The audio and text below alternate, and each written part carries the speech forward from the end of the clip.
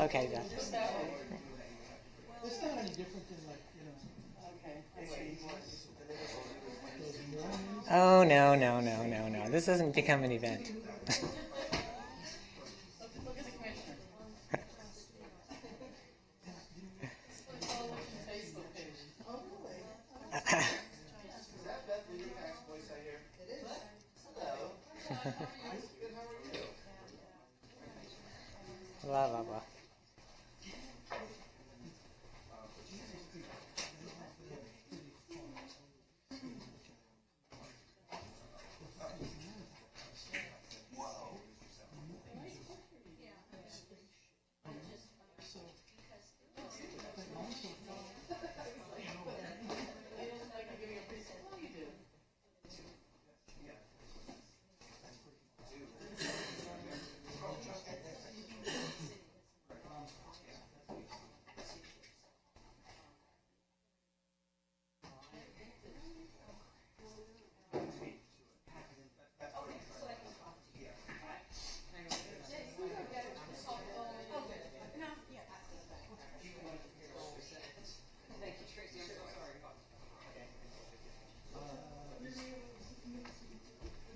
Control tab, I'm sorry. Alt tab, so if you do Alt tab, and then just tab to use. And then, okay, then it's ready to go. Yeah. And then I'm advancing the slides a bit. I'll give you the. When I go up there? Okay. every time he's giving his spiel. Yeah, well, I'm not having to go home early tonight because of my bronch. You're the sickliest boys, I swear. I was sick last week. The month before, I was sick to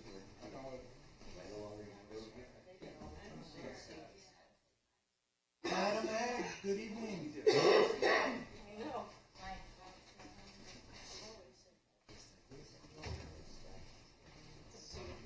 Oh, no.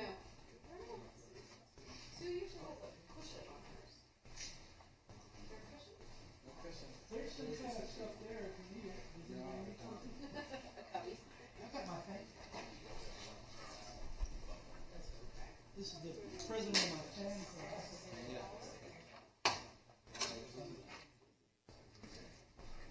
Yeah, it's Brian. Okay, so he is in town. Tell him he has pins.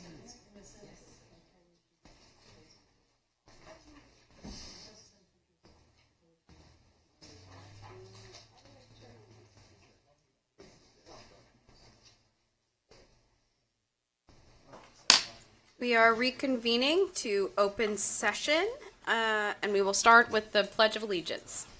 I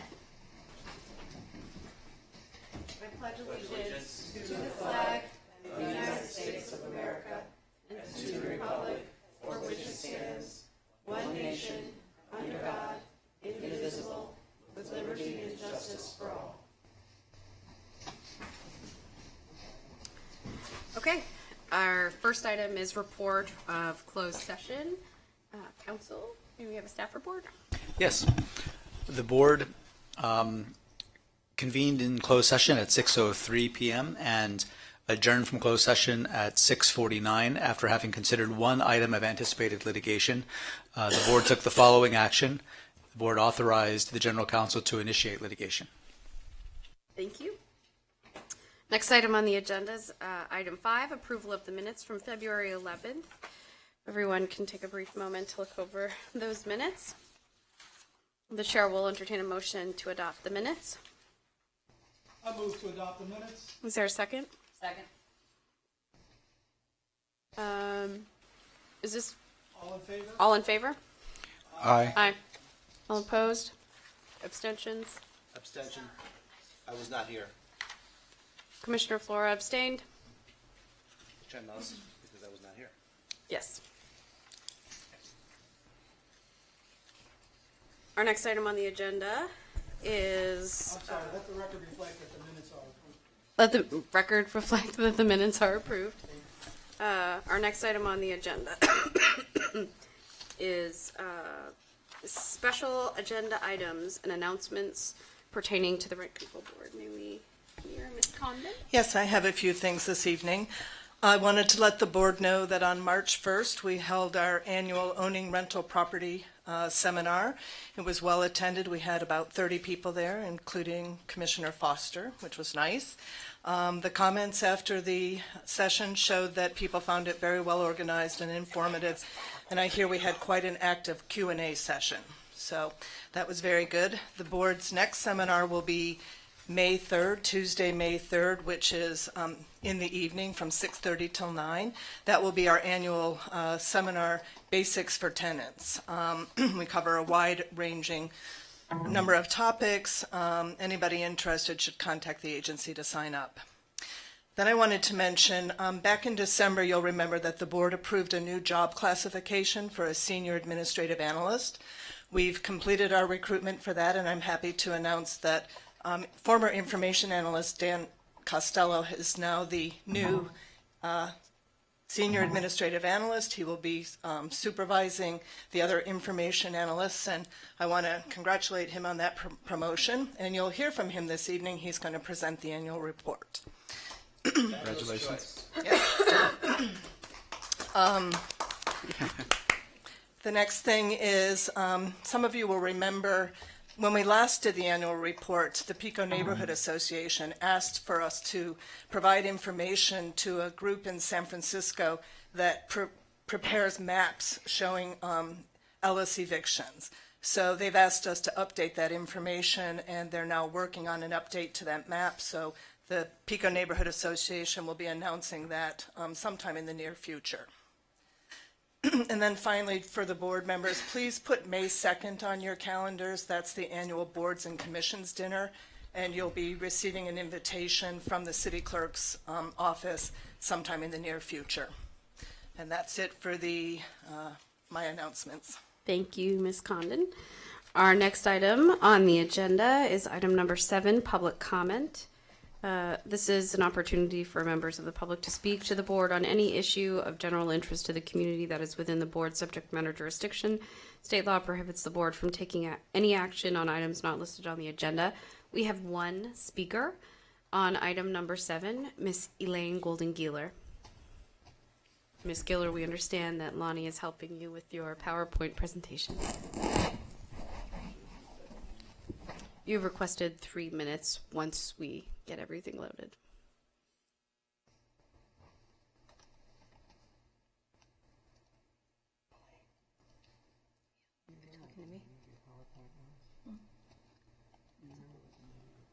It's a short 2-minute.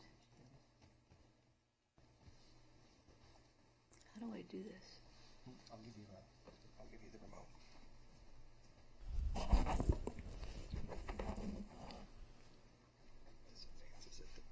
Which one? Okay. I want to make sure that the city TV actually starts when I start. So I'm hoping they are watching and listening. Okay. Lonnie, are we ready? Okay. Okay. Ms. Elaine. So here is a preview of the Rent Board propaganda report for 2015. It's not working.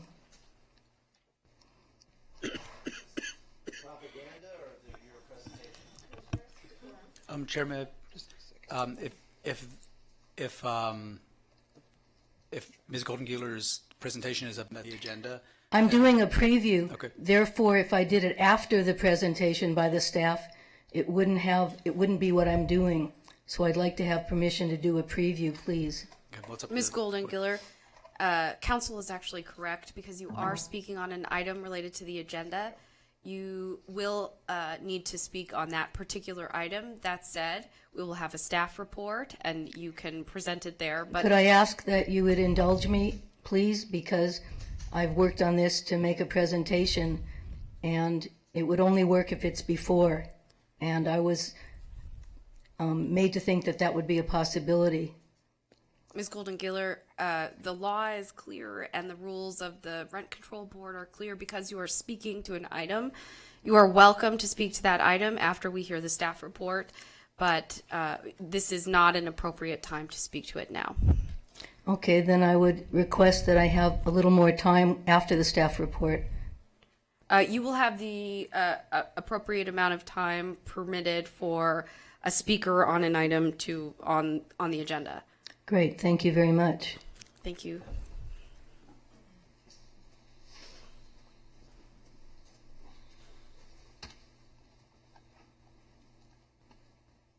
And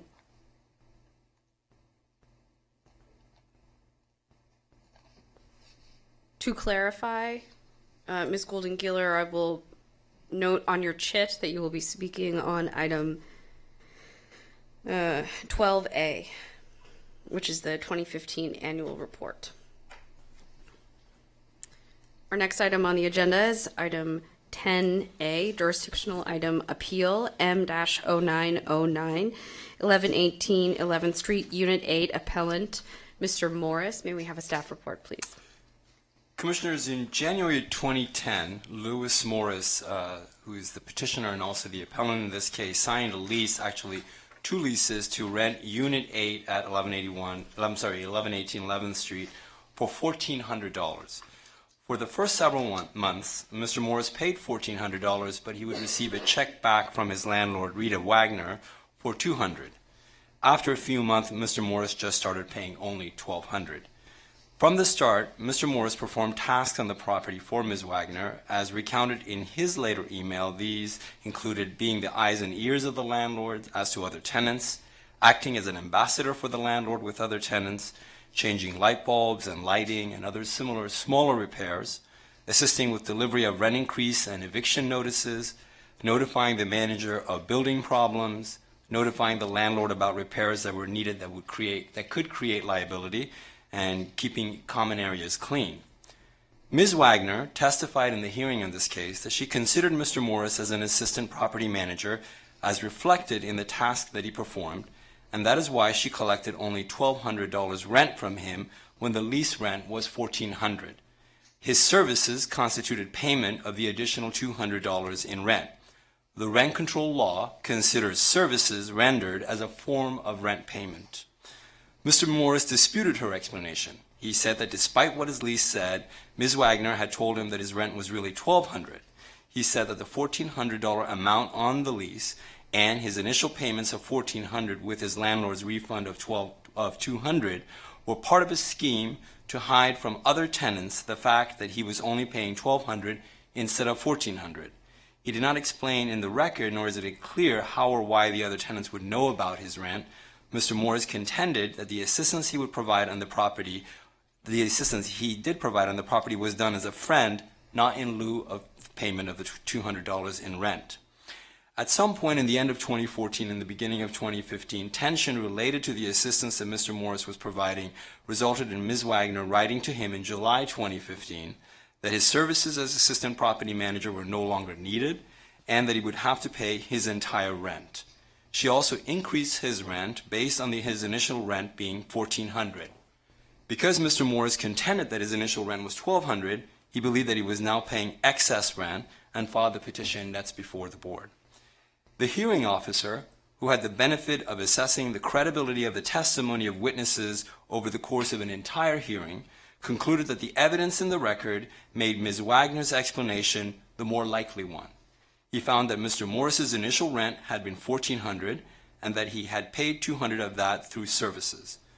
Therefore, when Ms. Wagner increased his rent based on the $1,400 initial rent, she had not overcharged him. There had not been a payment of excess rent.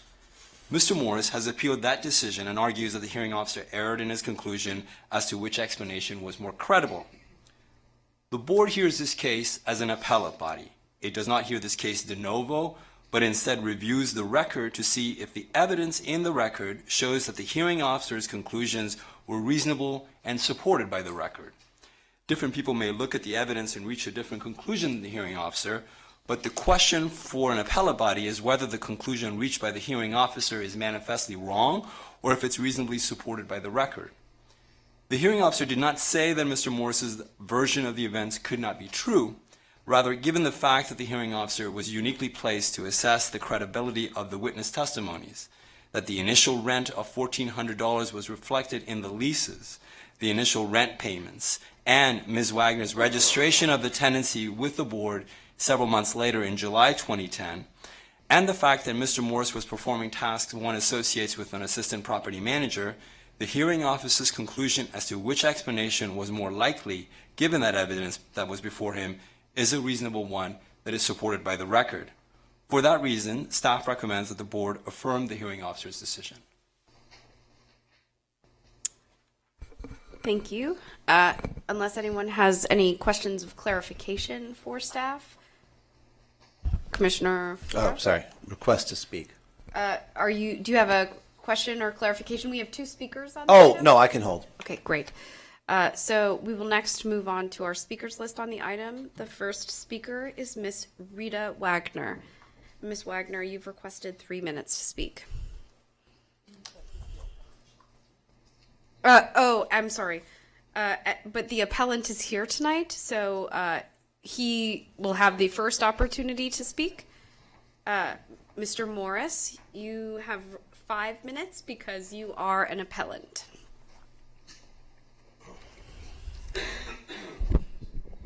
Thank you very much. I don't have a lot to say.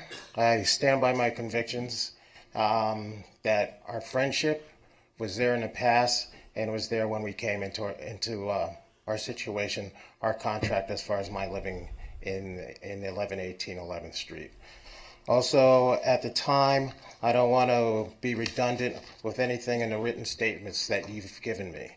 I feel that it really stems from he said, she said, whether I was an assistant property manager or not, or I was acting as a friend, and a friend that was also felt to be kind of family at the time. Myself, my personal being, I fix things. I fix things fairly easy. If it's in my way, I'm just going to take care of it. I do it at work. I do it for friends. I do it all the time. It's just the way it is. When we moved into our situation, everything was in the written statement. You know that, yes, I did do everything that was on that list. And at the bottom of that list and at the top of that list, it said that I did it because I was a friend and family on the bottom of the list. And on the top of the list, I reiterated that I could not be an assistant property manager, that it would become in conflict of interest for me working for the city. That came up in 2010. It came up in August of 2012, the conflict, and the last item on that list saying I was friend and family. As far as the tensions in 2014, I know of no tensions in 2014, and if there were tensions, I have to question on every one of those dates and every one of those times, why was I never told that you're doing this because you're an assistant property manager? Along with that, I have to say is, as far as the dismissal goes, the dismissal didn't stem from tension that went from late 2014 all the way up to July 1st. It happened, and it happened quickly. It happened quickly, as it says there, that she was disappointed or upset about an electrical problem and then a problem with bike racks that I wouldn't install.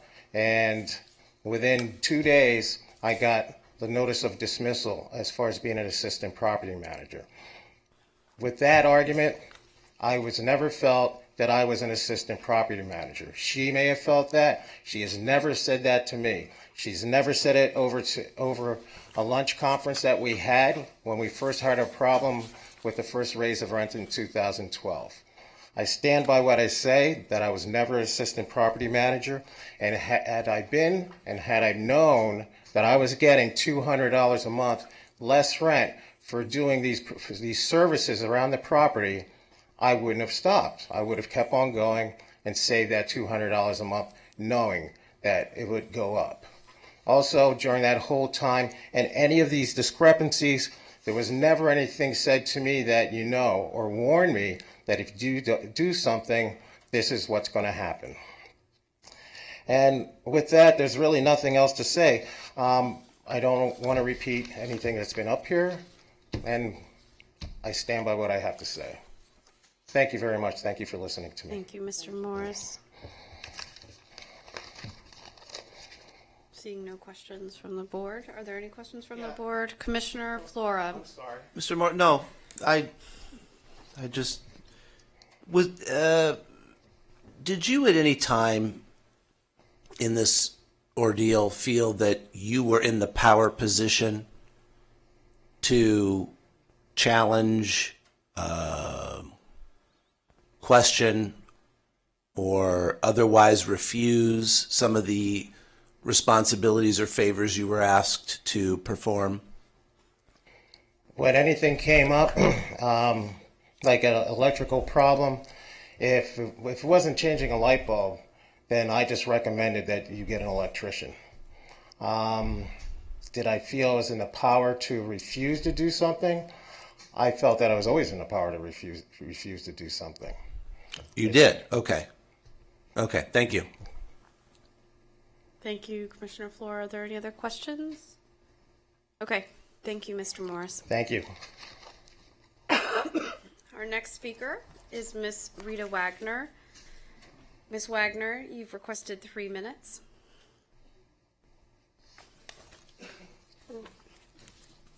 Is that the right one? Hello, my name is Rita Wagner. I'm the owner of 1118 11th Street. I agree with the staff report on appeal. I'm available to the commissioners for any questions you may have. Okay, thank you, Ms. Wagner. Thank you. Chair will turn it over to the board for discussion.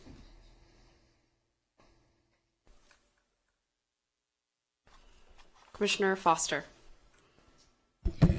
Do we know if there was anyone else coming and going from the property during the tenancy in question who was in addition to or who was also performing any of these types of activities? You can ask you. Yes, the assertion was that Mr. Morris was an assistant property manager, and there was, at least during a certain part of the tenancy, Her son or a more full-time property manager, yes. Thank you. Commissioner Duran. Does staff know if there was any kind of memorandum or any kind of writing that indicated that the rent was in fact $1,200 for the unit, as opposed to the written leases that said $1,400 was the amount owed? No such evidence was introduced into the record. Thank you. Commissioner Flora. I'd like to explore a little bit more the point that the petitioner and appellant has brought up regarding conflict. He seemed very cognizant of the fact that there may have been a conflict at times, and he seemed to have raised that conflict. That said, is there any paperwork, any document, any business card that was entered into the record that has his title as Luis Morris, assistant property manager? No such evidence was introduced in the record. Yeah. Madam Chair, if I may, the question I was trying to get at with Mr. Morris, and while he seemed to say he always felt he was in the power position, is that there is an inherent inability for him in this situation to claim a power position because the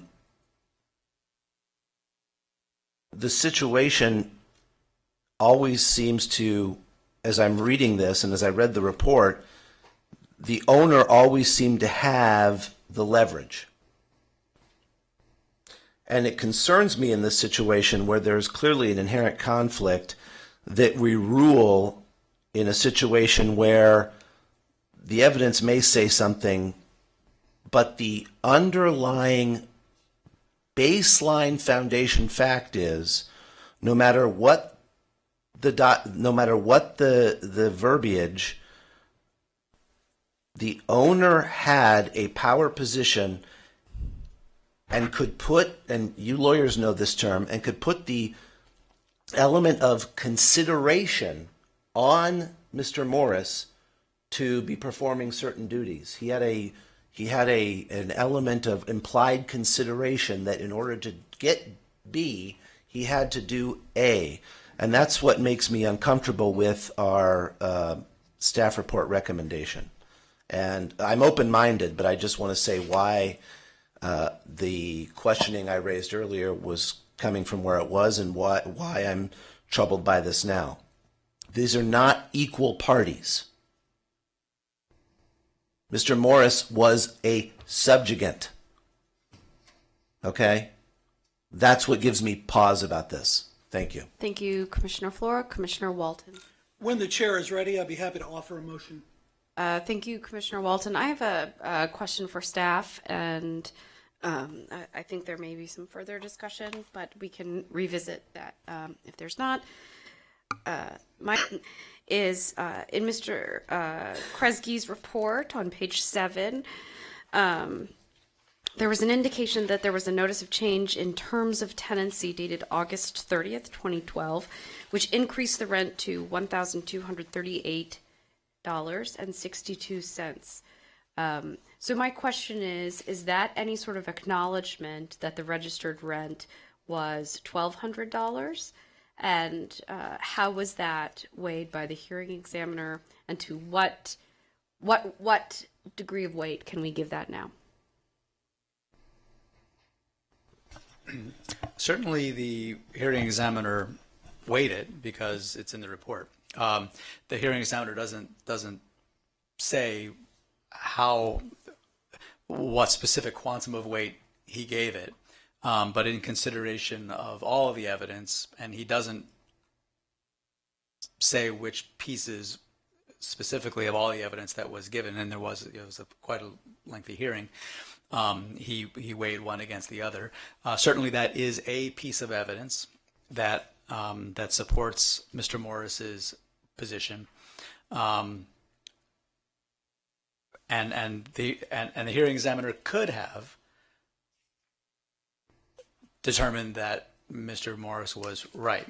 But as Mr. Mordezai mentioned, the question for the board on appeal isn't could the hearing examiner have reached a conclusion, but is the conclusion that he actually did reach manifestly unreasonable under the record as it exists? Even if reasonable people could, if the board concludes that reasonable people could differ, then the hearing examiner's decision should be upheld, because if reasonable people could differ, then that's a reasonable interpretation. Thank you. Commissioner Foster.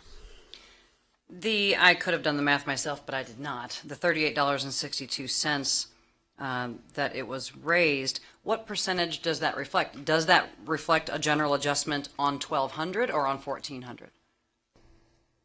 $1,200. Okay, thank you.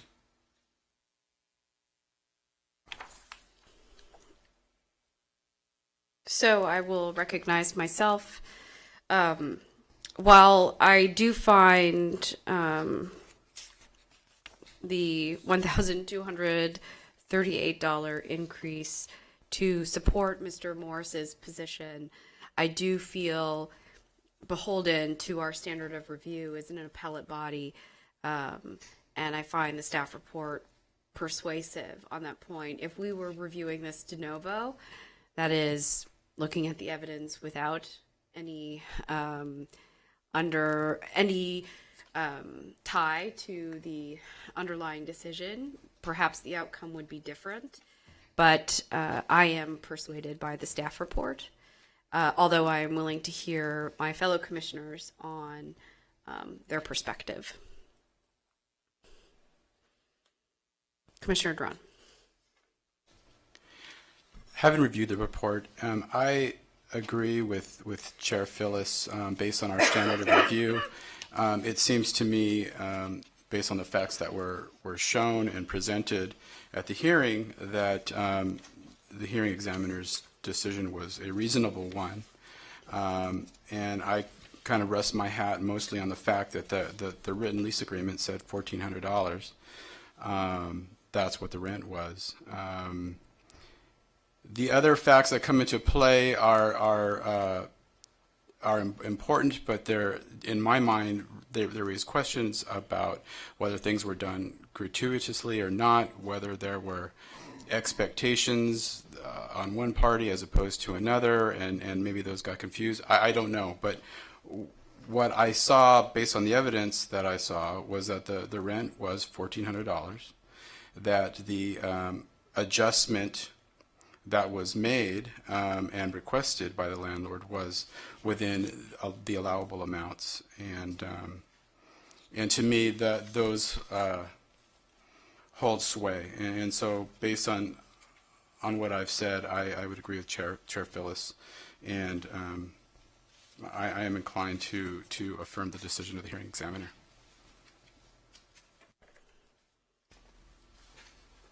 To the extent that any commissioner has an argument for finding the staff report to be unreasonable, this would be the time to make it. Commissioner Flora. Yeah, I'll just put up my last ditch effort here. The reason I'm uncomfortable, if you look at page 9, certain language at the top, he agreed to do the tasks as a friend of the property owners and not as a manager, and for his own peace of mind. He himself tonight spoke to his even raising the issue of conflict of interest, which was, I think, very present of mind on his part. He testified also that he did things for tenants as a favor, such as helping hang a plant. Toward the bottom of the page, second to the last paragraph, she asked Mr. Morris to move to the property when a unit became vacant to keep her sheltered from the attacks of her relatives. She's asking a favor. He's giving in to the favor, which makes him a subordinate of sorts. Her mother also spoke to Mr. Morris about moving to the property. Initially, he seemed helpful, assisting her putting up notices and other tasks a manager might do. She considered herself the property manager, and Mr. Morris was assisting her. So whatever titles she put upon him were her titles. He is in a non-power position, and I know our habits say one thing, but I would ask in this day and age to consider the power dynamic in this case. And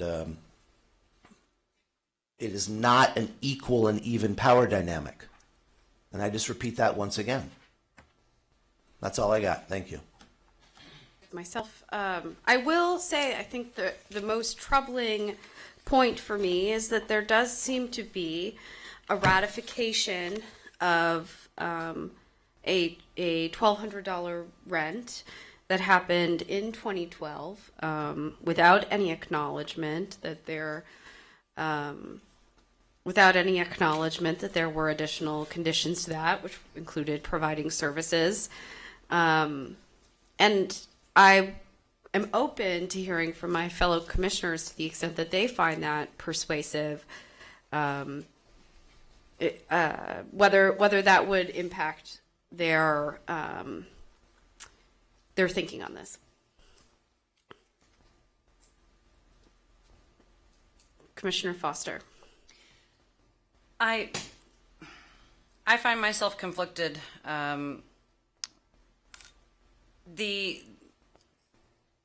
When a tenant feels they're doing something for a certain reason and it's not put on paper what someone's title is or is not, yet the $200 consideration was refunded to him month after month after month after month, I find that it's entirely plausible that the tenant's that his interpretation of what he was doing as a favor is entirely possible, that in his heart and mind that is what he considered it.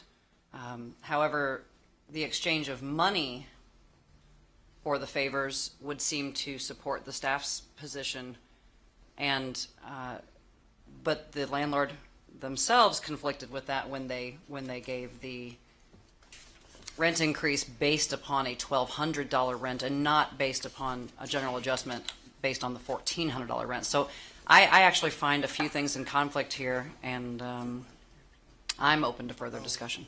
Thank you.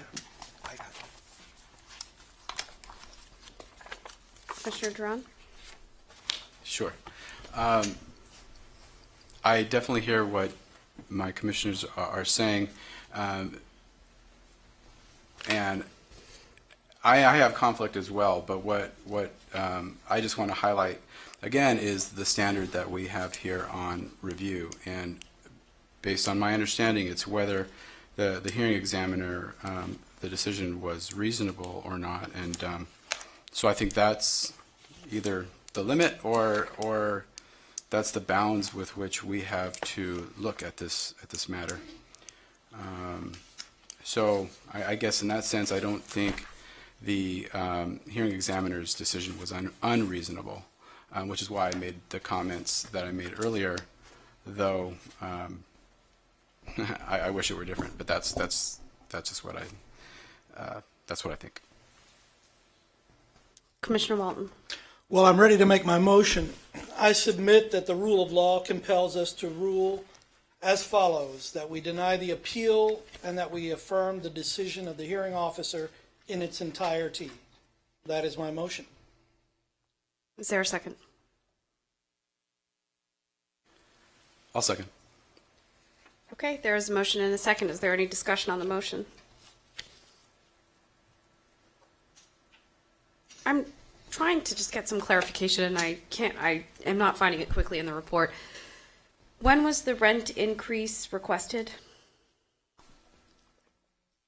In the summer of 2015. Okay. You mean after after Mr. Morris stopped performing the services? When did the rent go up? In the summer of August, I believe, of 2015. Okay. I'm conflicted regarding this report, and that makes me lean toward the reasonableness of the report, but there are a couple of facts that I want to walk through before the board. The first is that, for the majority of this man's tenancy, he was physically paying rent based upon what appears to be a $1,200 payment. If we look at the report, I believe it says that for the first 3 months in 2010 of his tenancy, he paid $1,400 and he was getting a check cut back. After that, was he paying $1,200? He was paying $1,200, and he was paying $1,200 until his rent was increased based upon the notice of change in tenancy in 2012, which raised it to $1,238, whatever. And then that continued through 2015. So we have an approximately 5-year period where the rent appeared to be based upon $1,200. And the compelling piece of evidence, it seems to me, or what I perceive to be what carried the day with the hearing officer, is the fact that there was an initially registered tenancy of $1,400. There were services rendered of some value, and that the services were rendered for the majority of that period.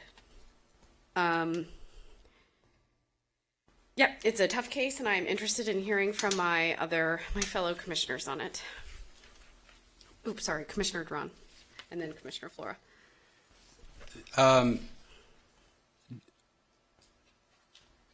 What was how long was the lease for? Was that information in the evidence? The original lease?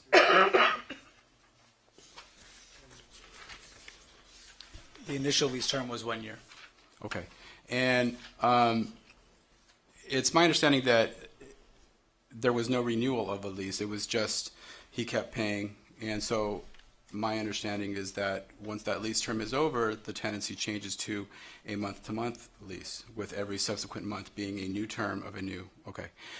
That being said, just to clarify, yeah, it continues on the same terms as the original lease. Okay. So, but yes, that's true. Because the termination, because the expiration of a lease is not in Santa Monica a basis for terminating a tenancy, unless the parties agree to differing terms, the tenancy continues under the same terms as initially agreed. Okay.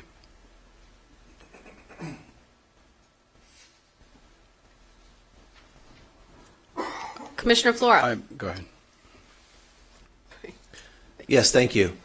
Given the timing of the larger increase and coming at a time where Mr. Morris was no longer performing these tasks, could not the larger increase, not the $38, but the larger increase from the $1,400, could that not be considered a punitive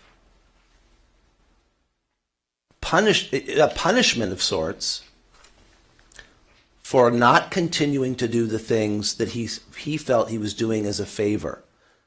Therefore, this gets into, again, power dynamics and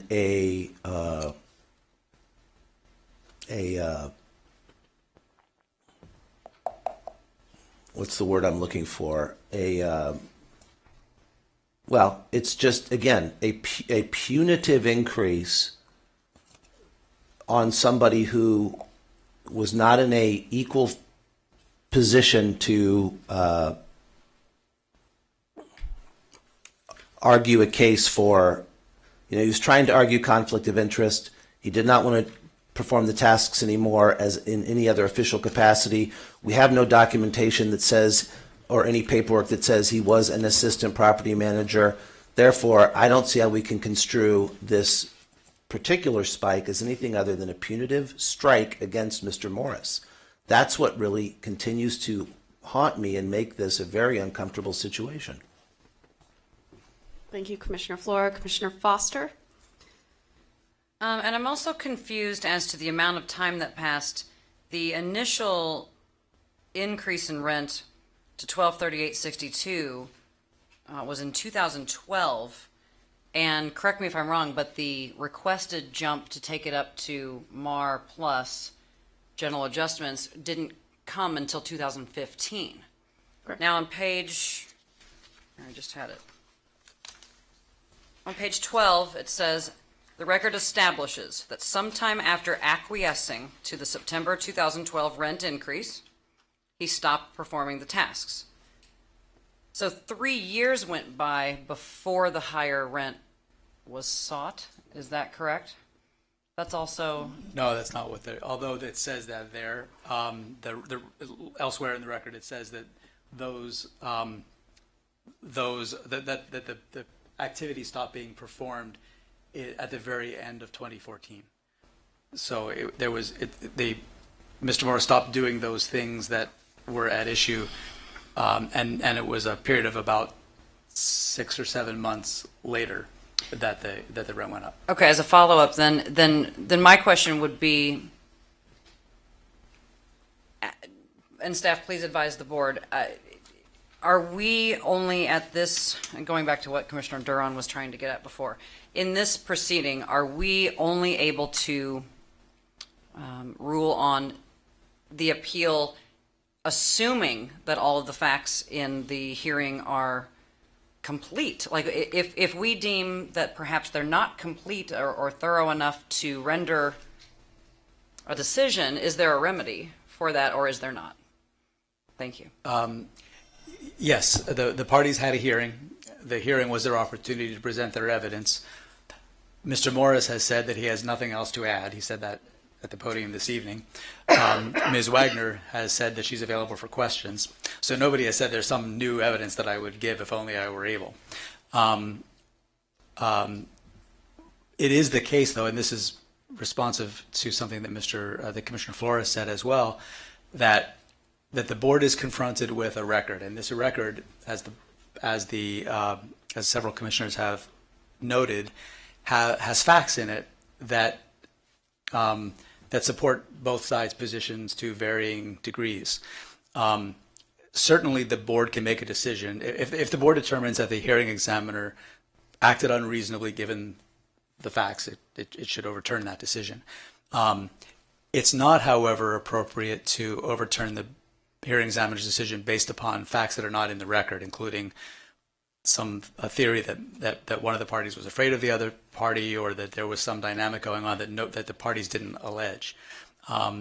Ultimately, whatever decision the board makes has to be made based upon the actual facts that the parties have agreed are the facts.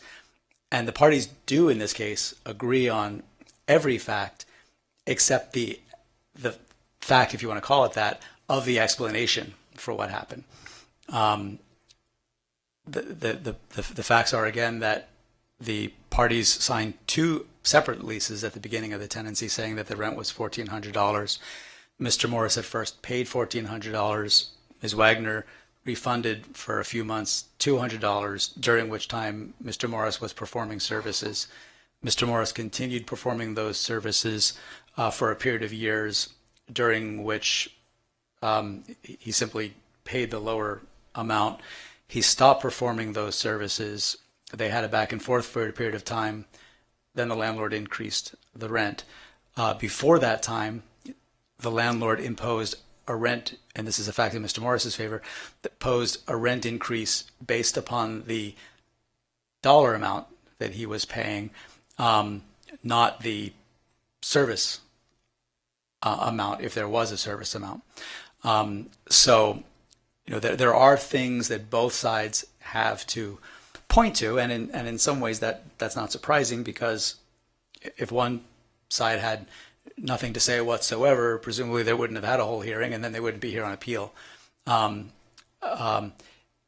If it's the case, though, again, that it's a close case, that it could go either way, that reasonable people could reach different conclusions, then given the standard of review, that would suggest that the hearing examiner's decision must be upheld, unless, again, the board determines that the hearing examiner's decision was not reasonable, that a reasonable person could not have viewed this evidence in the way the hearing examiner did.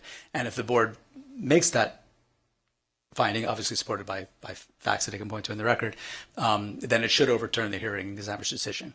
If it can't say that the hearing examiner's decision was manifestly unreasonable given the facts that are in the record, then it should not overturn the decision. Thank you. So I want to share with the board where I'm at right now. If I had been the hearing examiner in this situation, I think that I would have ruled in Mr. Morris's favor. My question is the fact that there was a notice of change in tenancy in 2012 based upon a $1,200 rent, plus a 5-year, approximately, period in which Mr. Morris appeared to be paying, based on a $1,200 registered rent, sufficient to get us to manifestly unreasonable. I'm not sure it is, which is why I am leaning to affirm the report, but I am very open to hearing from the commissioners. Commissioners, if I could just make a small correction. Commissioner, you just said $1,200 registered rent. The rent that was actually registered with the board 6 months after the tenancy began was $1,400. Right. No, I understand. I was basing it on the notice of change in tenancy filed in 2012, which seemed to ratify a $1,200 base rent. That was where it was coming, but I really appreciate the clarification. Commissioner Drawn. So I would just get back, taking what you said, I think that runs close. I think it turns the standard of review into a de novo review if you put yourself in the shoes of the hearing examiner. I think that's kind of what runs into problems, at least with me, because our standard is not a de novo review. So I think we just have to look at English, please. Okay, so instead of looking at the facts and making our own determination based on what we see, that would be a de novo thing, looking at things fresh, so to speak, on the appellate level, as opposed to the standard of review that we have, which is just to determine whether the hearing examiner's decision was a reasonable one. Whether we agree with it or disagree with it, that's I think I'm stating clearly, and counsel could clarify if I'm muddling it up, but so anyway. And to clarify, that was the point that I was making, which is I personally, if I were the hearing officer, would have probably decided this differently. But I don't think that gets us to reversing the hearing officer's decision here.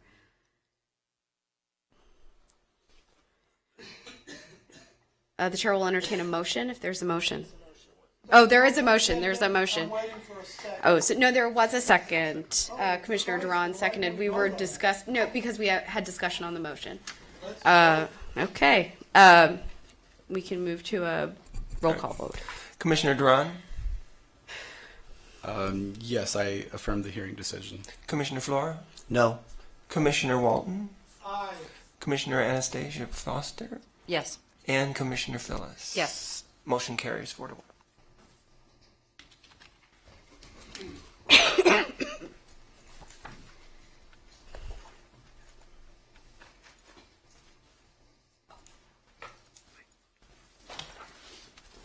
Our next item on the agenda is item 12A, administrative item 2015 annual report, consolidated report including status of controlled rental housing, impact of market rate vacancy increases, and impact of the Ellis Act.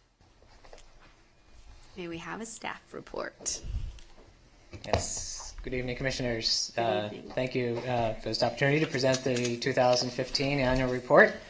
As you said, this is a consolidated report that includes the status of controlled rental housing, the impact of market rate vacancy increases, and the impact of the Ellis Act.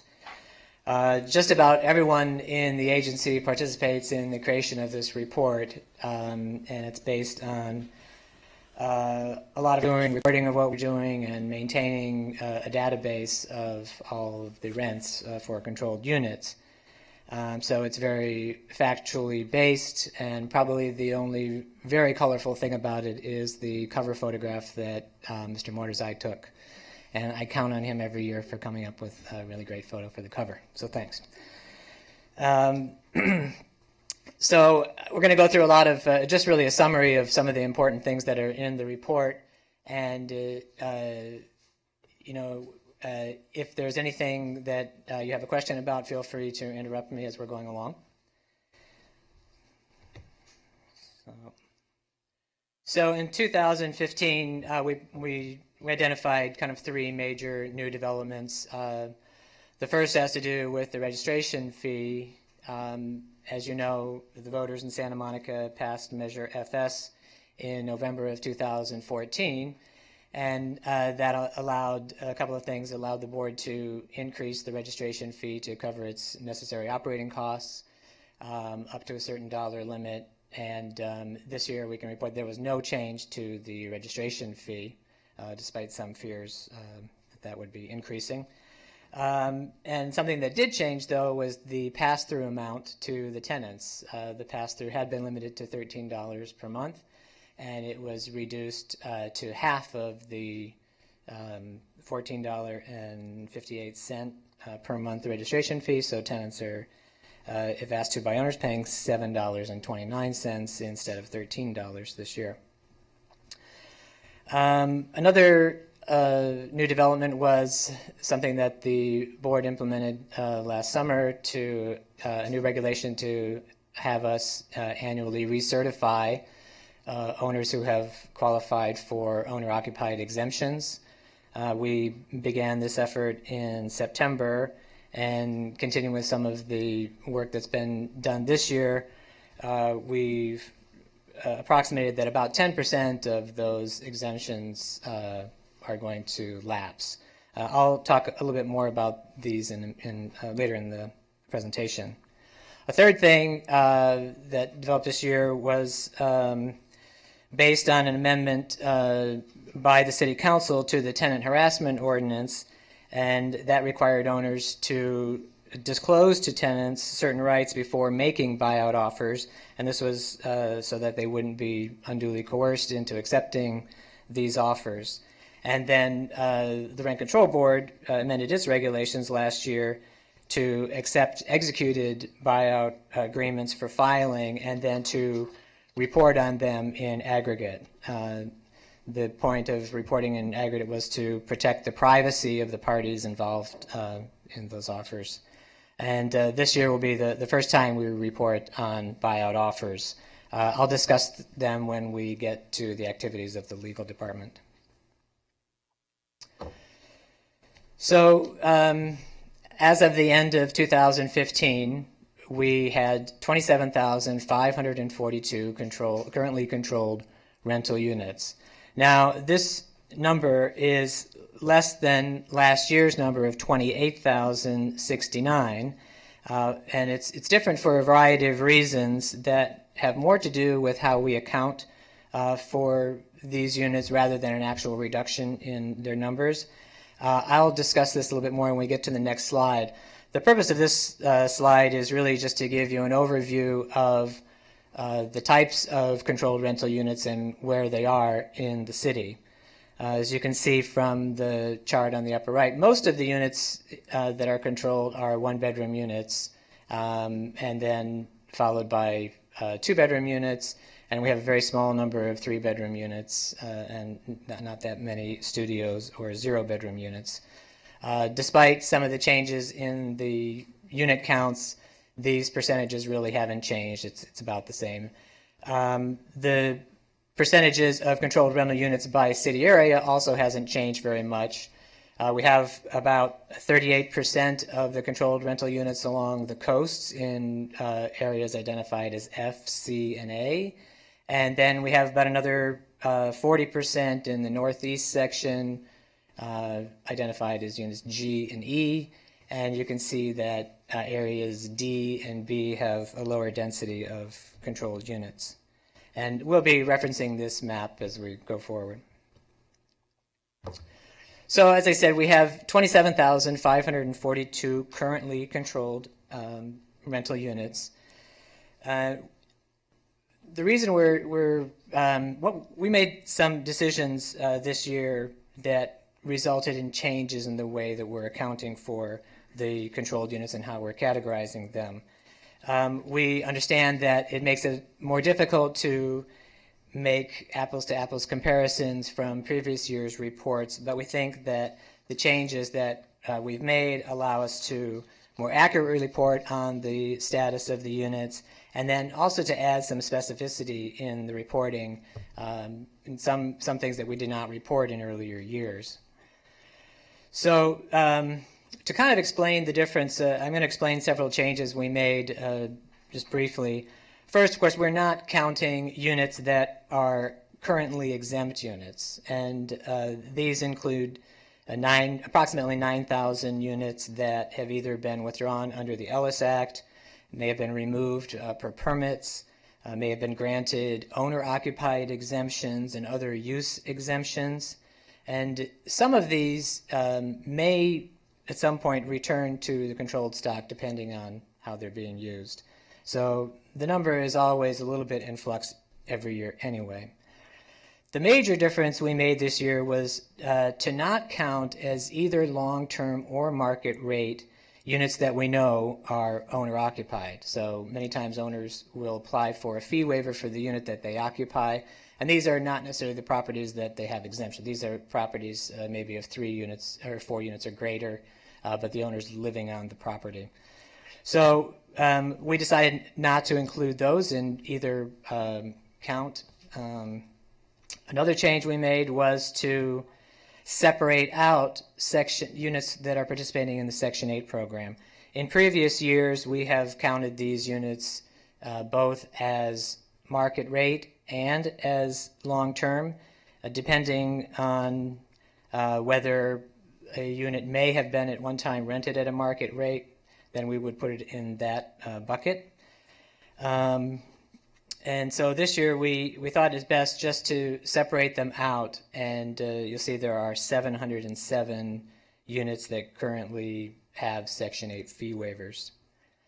Another change was to include units that are designated as having restrictions on the right to implement Costa-Hawkins increases. And these are really for 2 reasons. They're both for no-fault evictions of the tenants. If a tenant was evicted for owner occupancy, then the owner is restricted from setting a market rate rent for that when they vacate, the first tenancy following is restricted. And if a unit had tenants that were evicted for an Ellis withdrawal. And then they came back into the controlled rental housing. We put a restriction on them for 5 years because the owner does not have the right to set a market rate rent for any tenancy during those 5 years following the withdrawal. And one of the reasons for separating those out is because depending on who was evicted from the unit or when they started their tenancy, the rent might revert to what was a market rate rent or might revert to what was a long-term rent. Another change was to include in the long-term count of units those that have deed restrictions pursuant to settlement agreements with the board. And because these units do not have rents that are set pursuant to Costa-Hawkins, we thought it best to include them in that long-term total. And the last change I'll mention has something to do with what we really refer to as long-term and market rate. Technically, this report is about the impact of market rate vacancies in the Costa-Hawkins Rental Housing Act, but there are some anomalies sort of when units may be rented for the first time and we have to decide whether to count them as long-term or count them as market rate. For example, if a unit had been continuously owner-occupied until sometime in 2015, and then it was first rented in 2015 and may have been rented for $3,500. In previous years, we have counted that not as a Costa-Hawkins or market rate unit, but we've counted that as a long-term unit because its base rent was really set and has nothing to do with Costa-Hawkins. But in thinking about what really makes sense, these units' rents were really set in the current environment, and we think it's better to count those as market rate units. So this year we got to a basic split of 29% long-term units and 67% market rate units. Many people are interested to know the specific number of units that rented for the first time as market rate units. So they were vacated by a long-term tenant and rented at a market rate.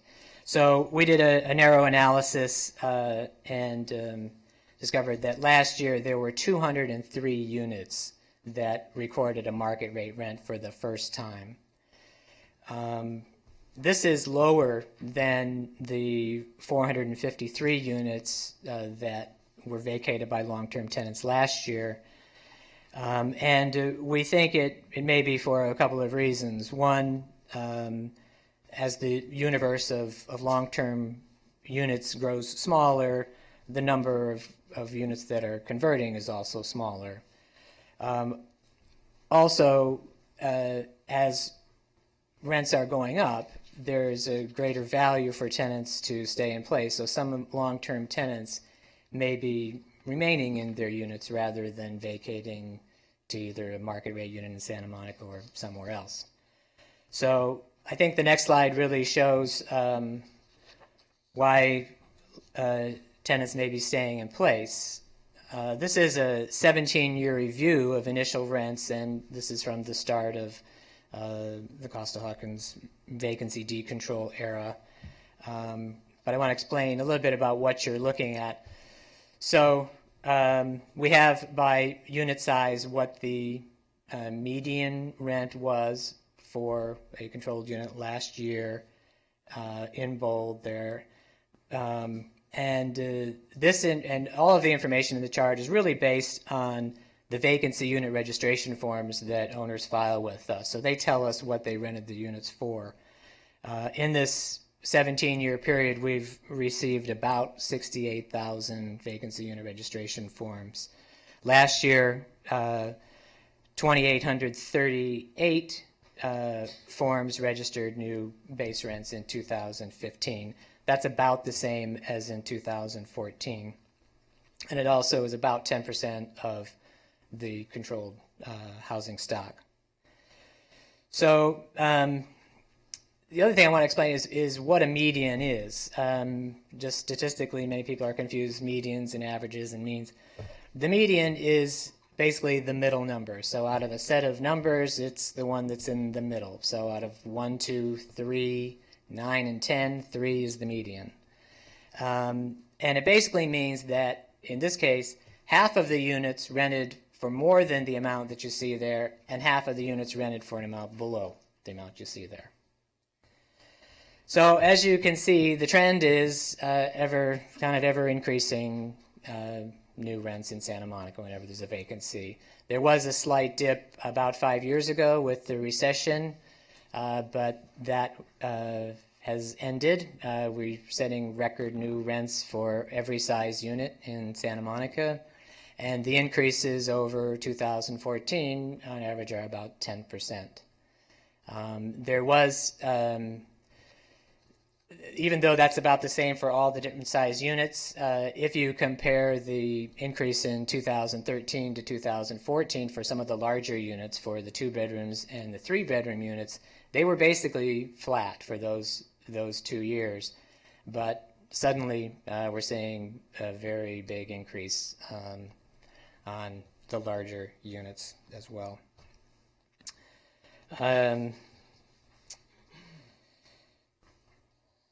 It now costs, just as an example, about, the median priced 2 bedroom unit is $250 more than it was in 2014. This next slide looks at median rents in various city areas. In the report itself, we also have a 1-year review, so just showing by city area what the median rents that were set last year. This one is a 3-year review, and the reason we do the 3-year review is that because we have a larger data set, the numbers are more reliable.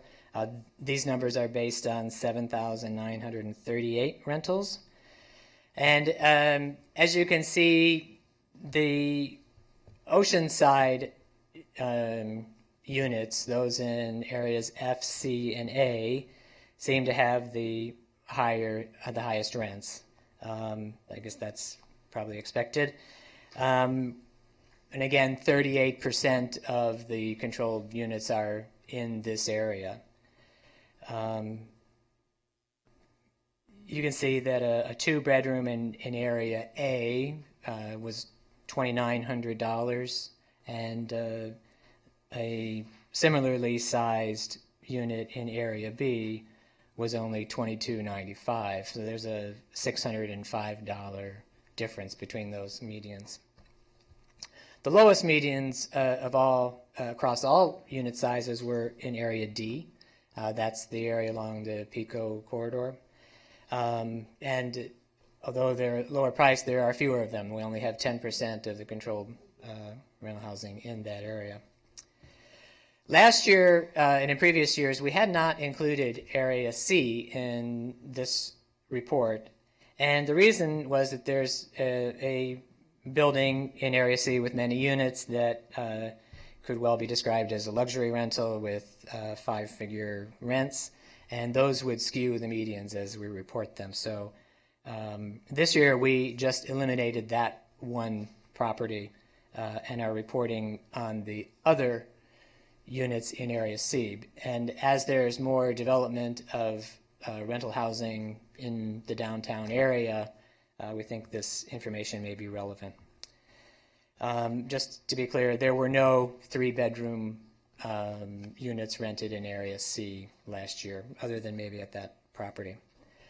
This report is also used for determining rents when a tenant is found to be a tenant not in occupancy. So the owner petitions the board to set the rent either at a comparable level of something that was rented on the property that's comparable, and if there is not a comparable rental, then we use this 3-year median to determine what the rent would be. And just to be clear, I had mentioned before that among some market rate units, we may include first base rents, like the one where the owner vacated and the unit was rented for $3,500. But because of the way that the regulation is written, we do not include those units in this chart. So we only are including those whose rents were set pursuant to Civil Code 1954.53, cost of occupancy. This chart compares the median MARs for long-term tenants and market rate tenants. And you can see by comparing the long-term column for any size unit with the shaded part that the market rate tenants are typically paying more than double the rent of a long-term tenant.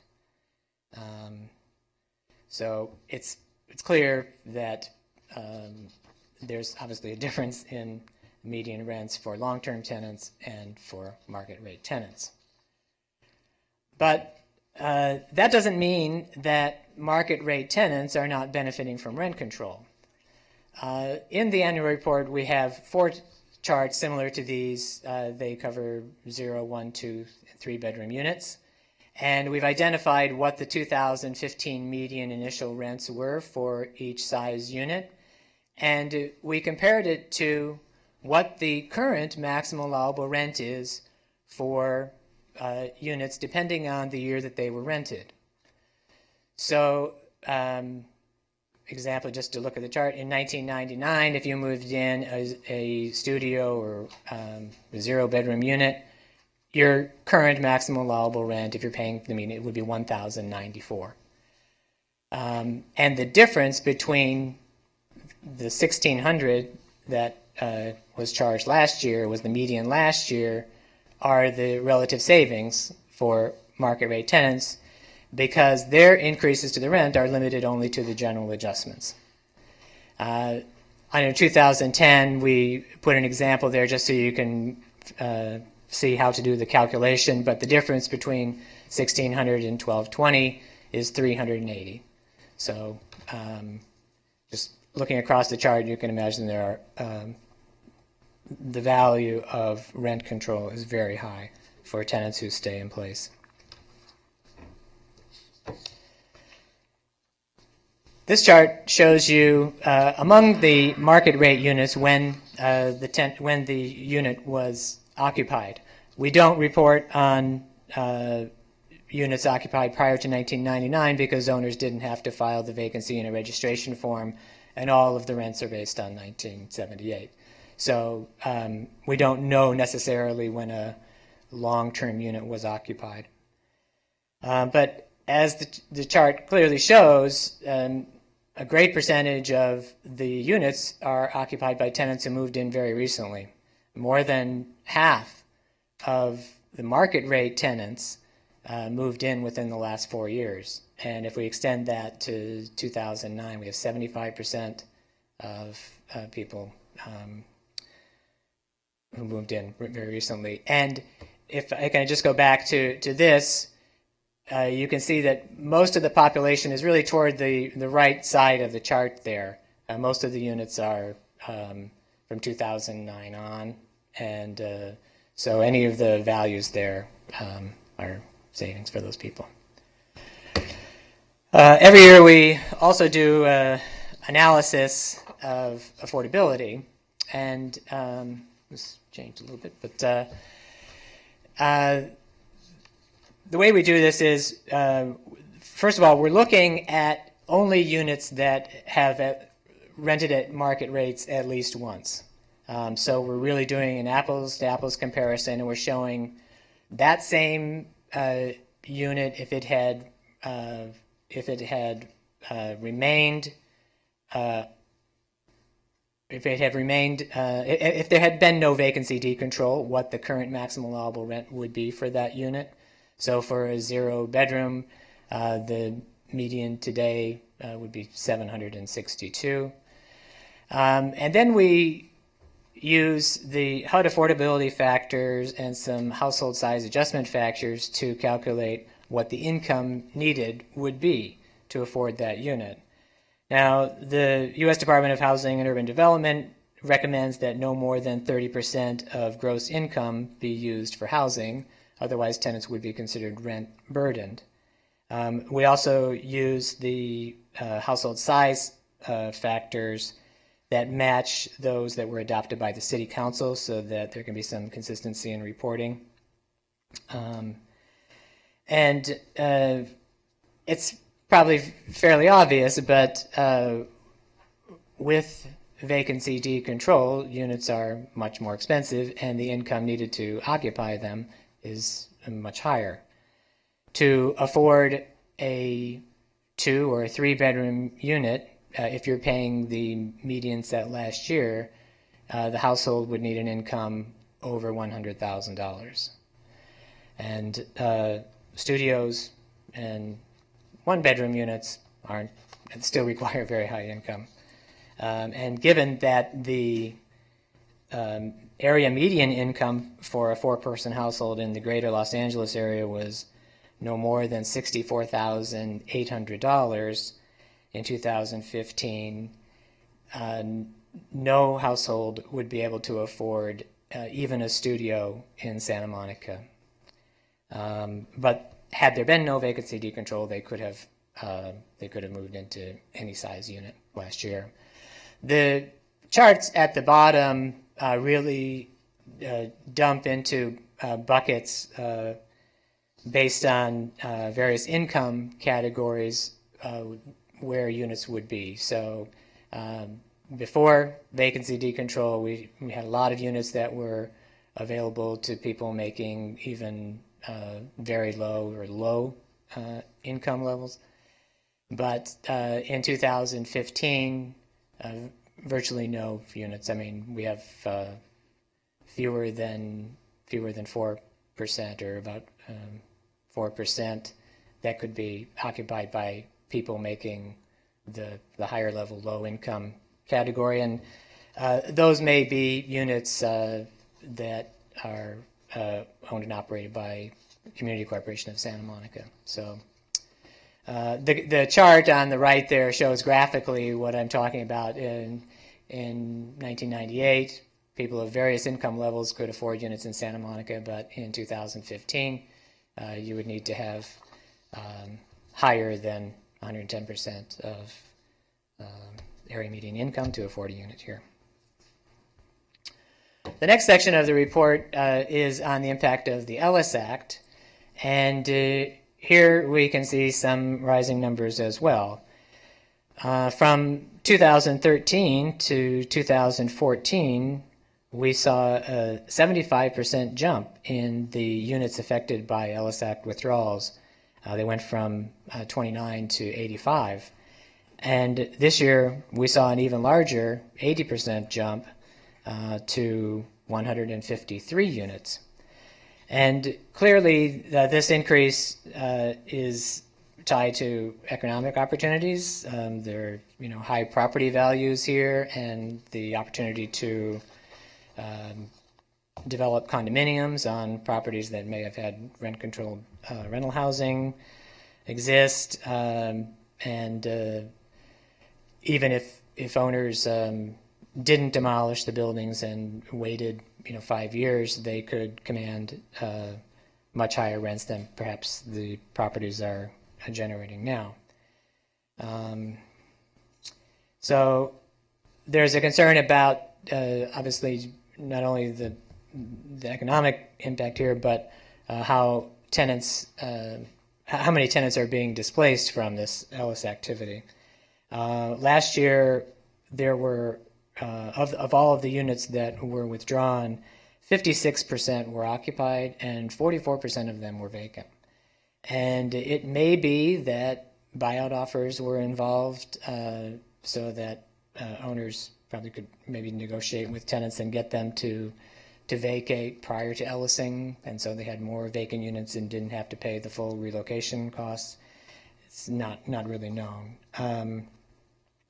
But Not all of the withdrawals you see here were completed in 2015, but we do believe with this continuing economic recovery and the opportunities here that there's going to be an acceleration in the loss of rent-controlled housing.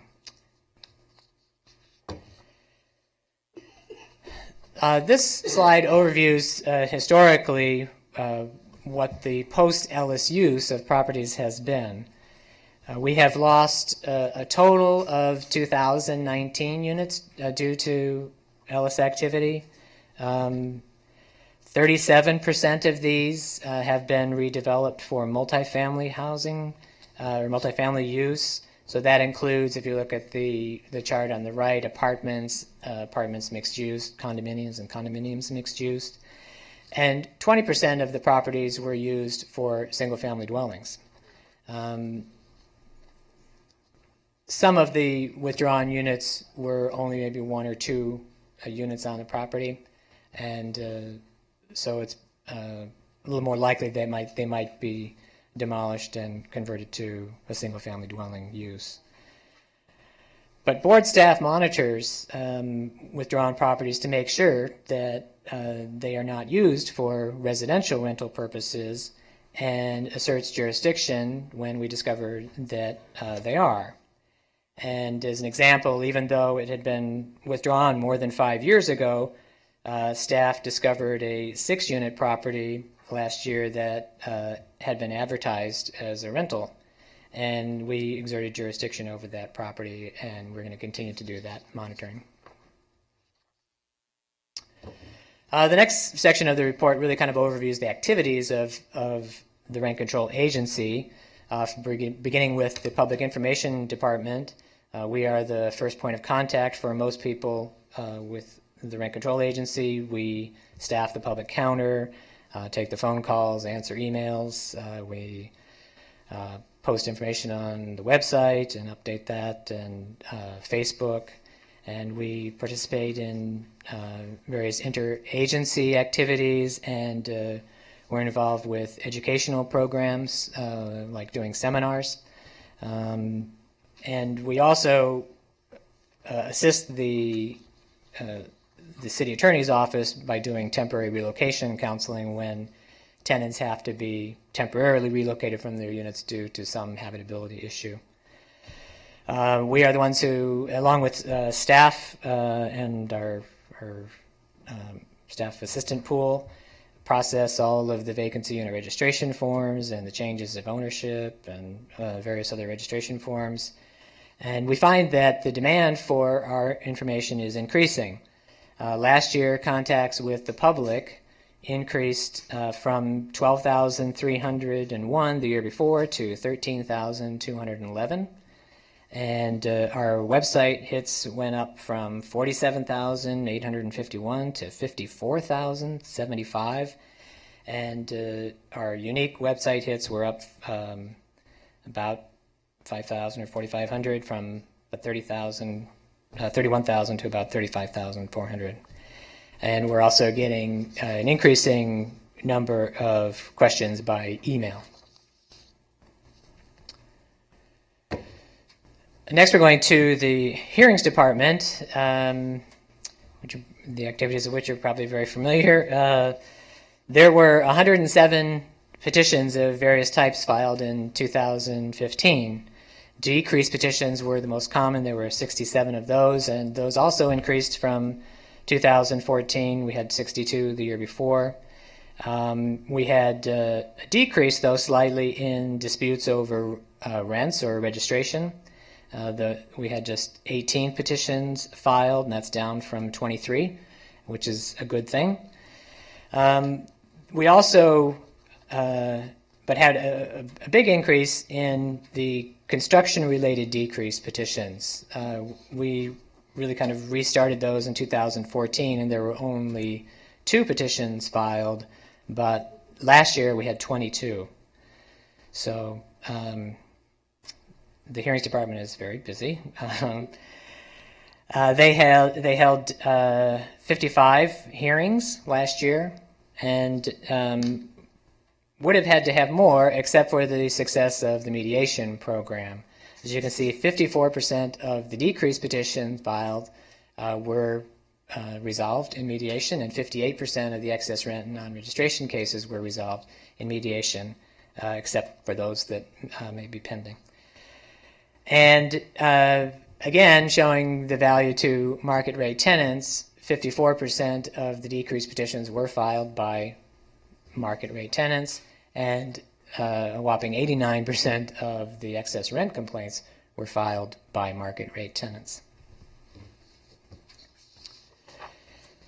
On to the legal department. You are familiar with their activities. They advised the board on legal matters, and much of that work is necessarily confidential. I think it's important to point out for people that the legal staff does not represent tenants or landlords, and it has no policy-making role. While the advice that it gives you on legal matters is confidential, other work that the department does is transparent, such as responding to Public Records Information Act requests, or preparing staff reports, or preparing new regulations or resolutions for the board to consider.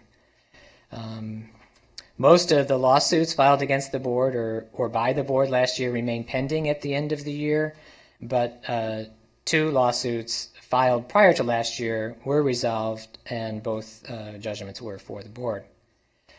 And as I mentioned earlier, one of the new activities of the legal department is to collect and report on the buyout agreements. And last year, the board received 40 buyout agreements, and the average amount for them was $27,435. Actually, almost half of the offers were in Area C. As you can see, 19 out of the 40 that were filed, which is the downtown area. And Area A was next. So that had 13 units that where buyout offers were accepted. The highest average offer was in Area F, also along the coast, and that was for $36,166. And there were no buyout offers in Area B. We believe that these, the impact of rising rents is at play here. Even at these levels, these buyout offers, it wouldn't take very many months for most owners to recoup that investment, so to speak, because market rate rents are so high right now. The last thing we're reporting on are exemptions and removal permit applications.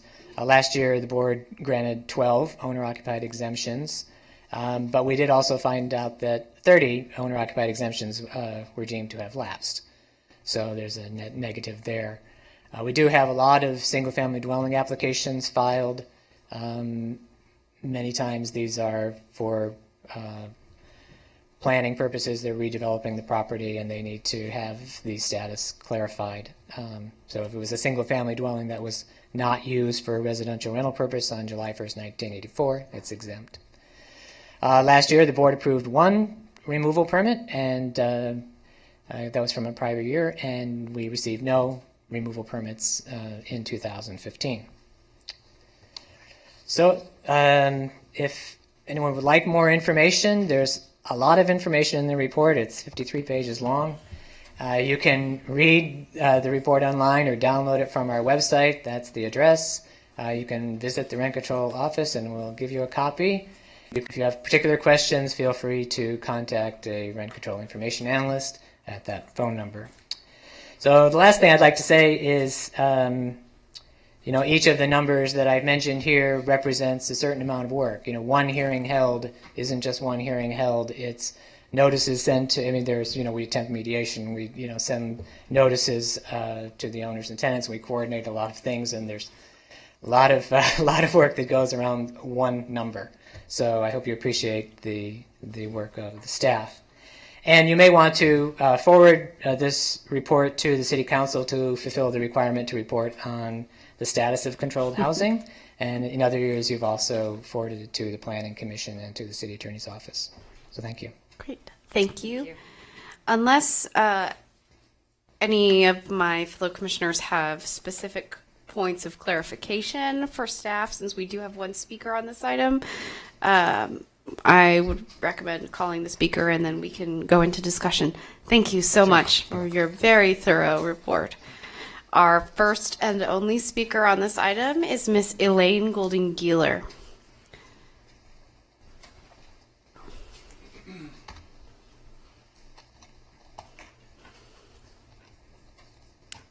Ms. Golden-Gieler, you'll have 3 minutes. I don't want to start yet. I want to make sure that the city TV is ready because they usually miss the first 2 slides that I put up. So I hope they're ready now. And I wanted to say one more thing before I start. The presentation was like 45 minutes from your point of view and for your point of view, and you only give us 3 minutes to respond. I just wanted to put that on the record. Thank you. I'm ready to start now. Okay, thank you. Okay, I want to make sure I can. Tell me when I can start. Go ahead, please Okay. start. So here is a preview of the Rent Board propaganda report. Unfortunately, it's not a preview anymore, it's a review. I'm giving you a warning that the Rent Board staff wrote this report to promote the SMER agenda. It contained propaganda, deceptions, and exaggerations. The report says Santa Monica's affordable housing stock continues to dwindle.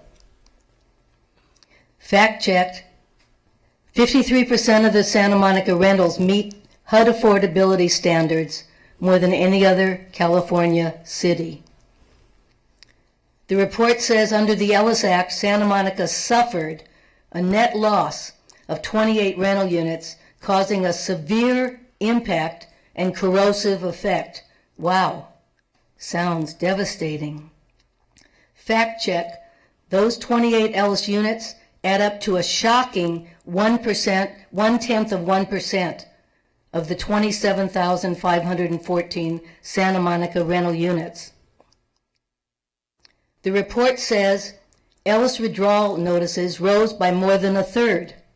Wow, also sounds very devastating. Fact check, the Rent Board uses a percentage, 1/3, to hide and exaggerate a meager increase from 16 to 22. The report says in 2015 the number of Ellis units increased by more than 80%. Oh my God, can you say Armageddon? Fact check, 80% hides the real number, which is 0.5% of the rent-controlled units. Ellis fact check, could being Ellis actually be the best thing that could happen to a low-income tenant? According to the Housing Commission and Community Corporation, the answer is yes. Check out these facts. An Ellis tenant goes to the front of the line for a new Community Corporation apartment. They pay a reduced rent of no more than 30% of their income, and they receive an enormous relocation fee. Where can I sign up to be Ellis? The report says Santa Monica has an increasing number of rent-burdened tenants. Fact check, Rent Board employees are not among the rent-burdened. They earn an average of $165,000 per year, which adds up to $105 per hour worked. Does this ring a city of bell? I warned you last month that if you didn't appoint me to fill the Rent Board vacancy, I would continue my PowerPoint presentations, so you only have yourselves to blame. Thank you. Thank you, Ms. Golden-Gieler. I will turn it over to the board for discussion if we have any discussion items. Commissioner Flora. Yes, thank you, Madam Chair. I won't even dignify that ridiculous actual propaganda with a response. I find it heartless at best and clueless at medium. I don't know. I wanted to start off slow and just say that, and I don't know, first of all, Mr. Costello, I don't know how you delivered that presentation in such a nonplussed fashion. This is a annual occurrence. This is my 6th year on the rent board, and it's becoming an annual occurrence that the news continues to get worse and worse because of the actions of ideologues like Miss Goldengeeler and the people that they gin up around the community to Ellis and do all kinds of chicanery. But getting to the technical merits of the report, and I've got other things to say, and I know other commissioners do as well. I don't know the corresponding slides, but page 16 and 17, when you talk about the increases over time, the 17-year, or it looks like 1999 to 2014, you had several slides on this. Boy, wouldn't it be great to compare that to an adjoining city such as Los Angeles to see if our increases mirror, for example, theirs. I mean, we can see Santa Monica in this regard, but how much are we holding the line, or are our policies holding the line compared to, say, a Los Angeles or a West Hollywood or both? Page 38, I believe it's, is it 38? Nope, not 38. I had it earlier. Oh, 28. Page 28, the 37%. No, this isn't what I wanted to talk about. Where's the page? Gosh darn it. Oh. You have a page dedicated to the number of hits to the website and the number of inquiries. 31. There we go.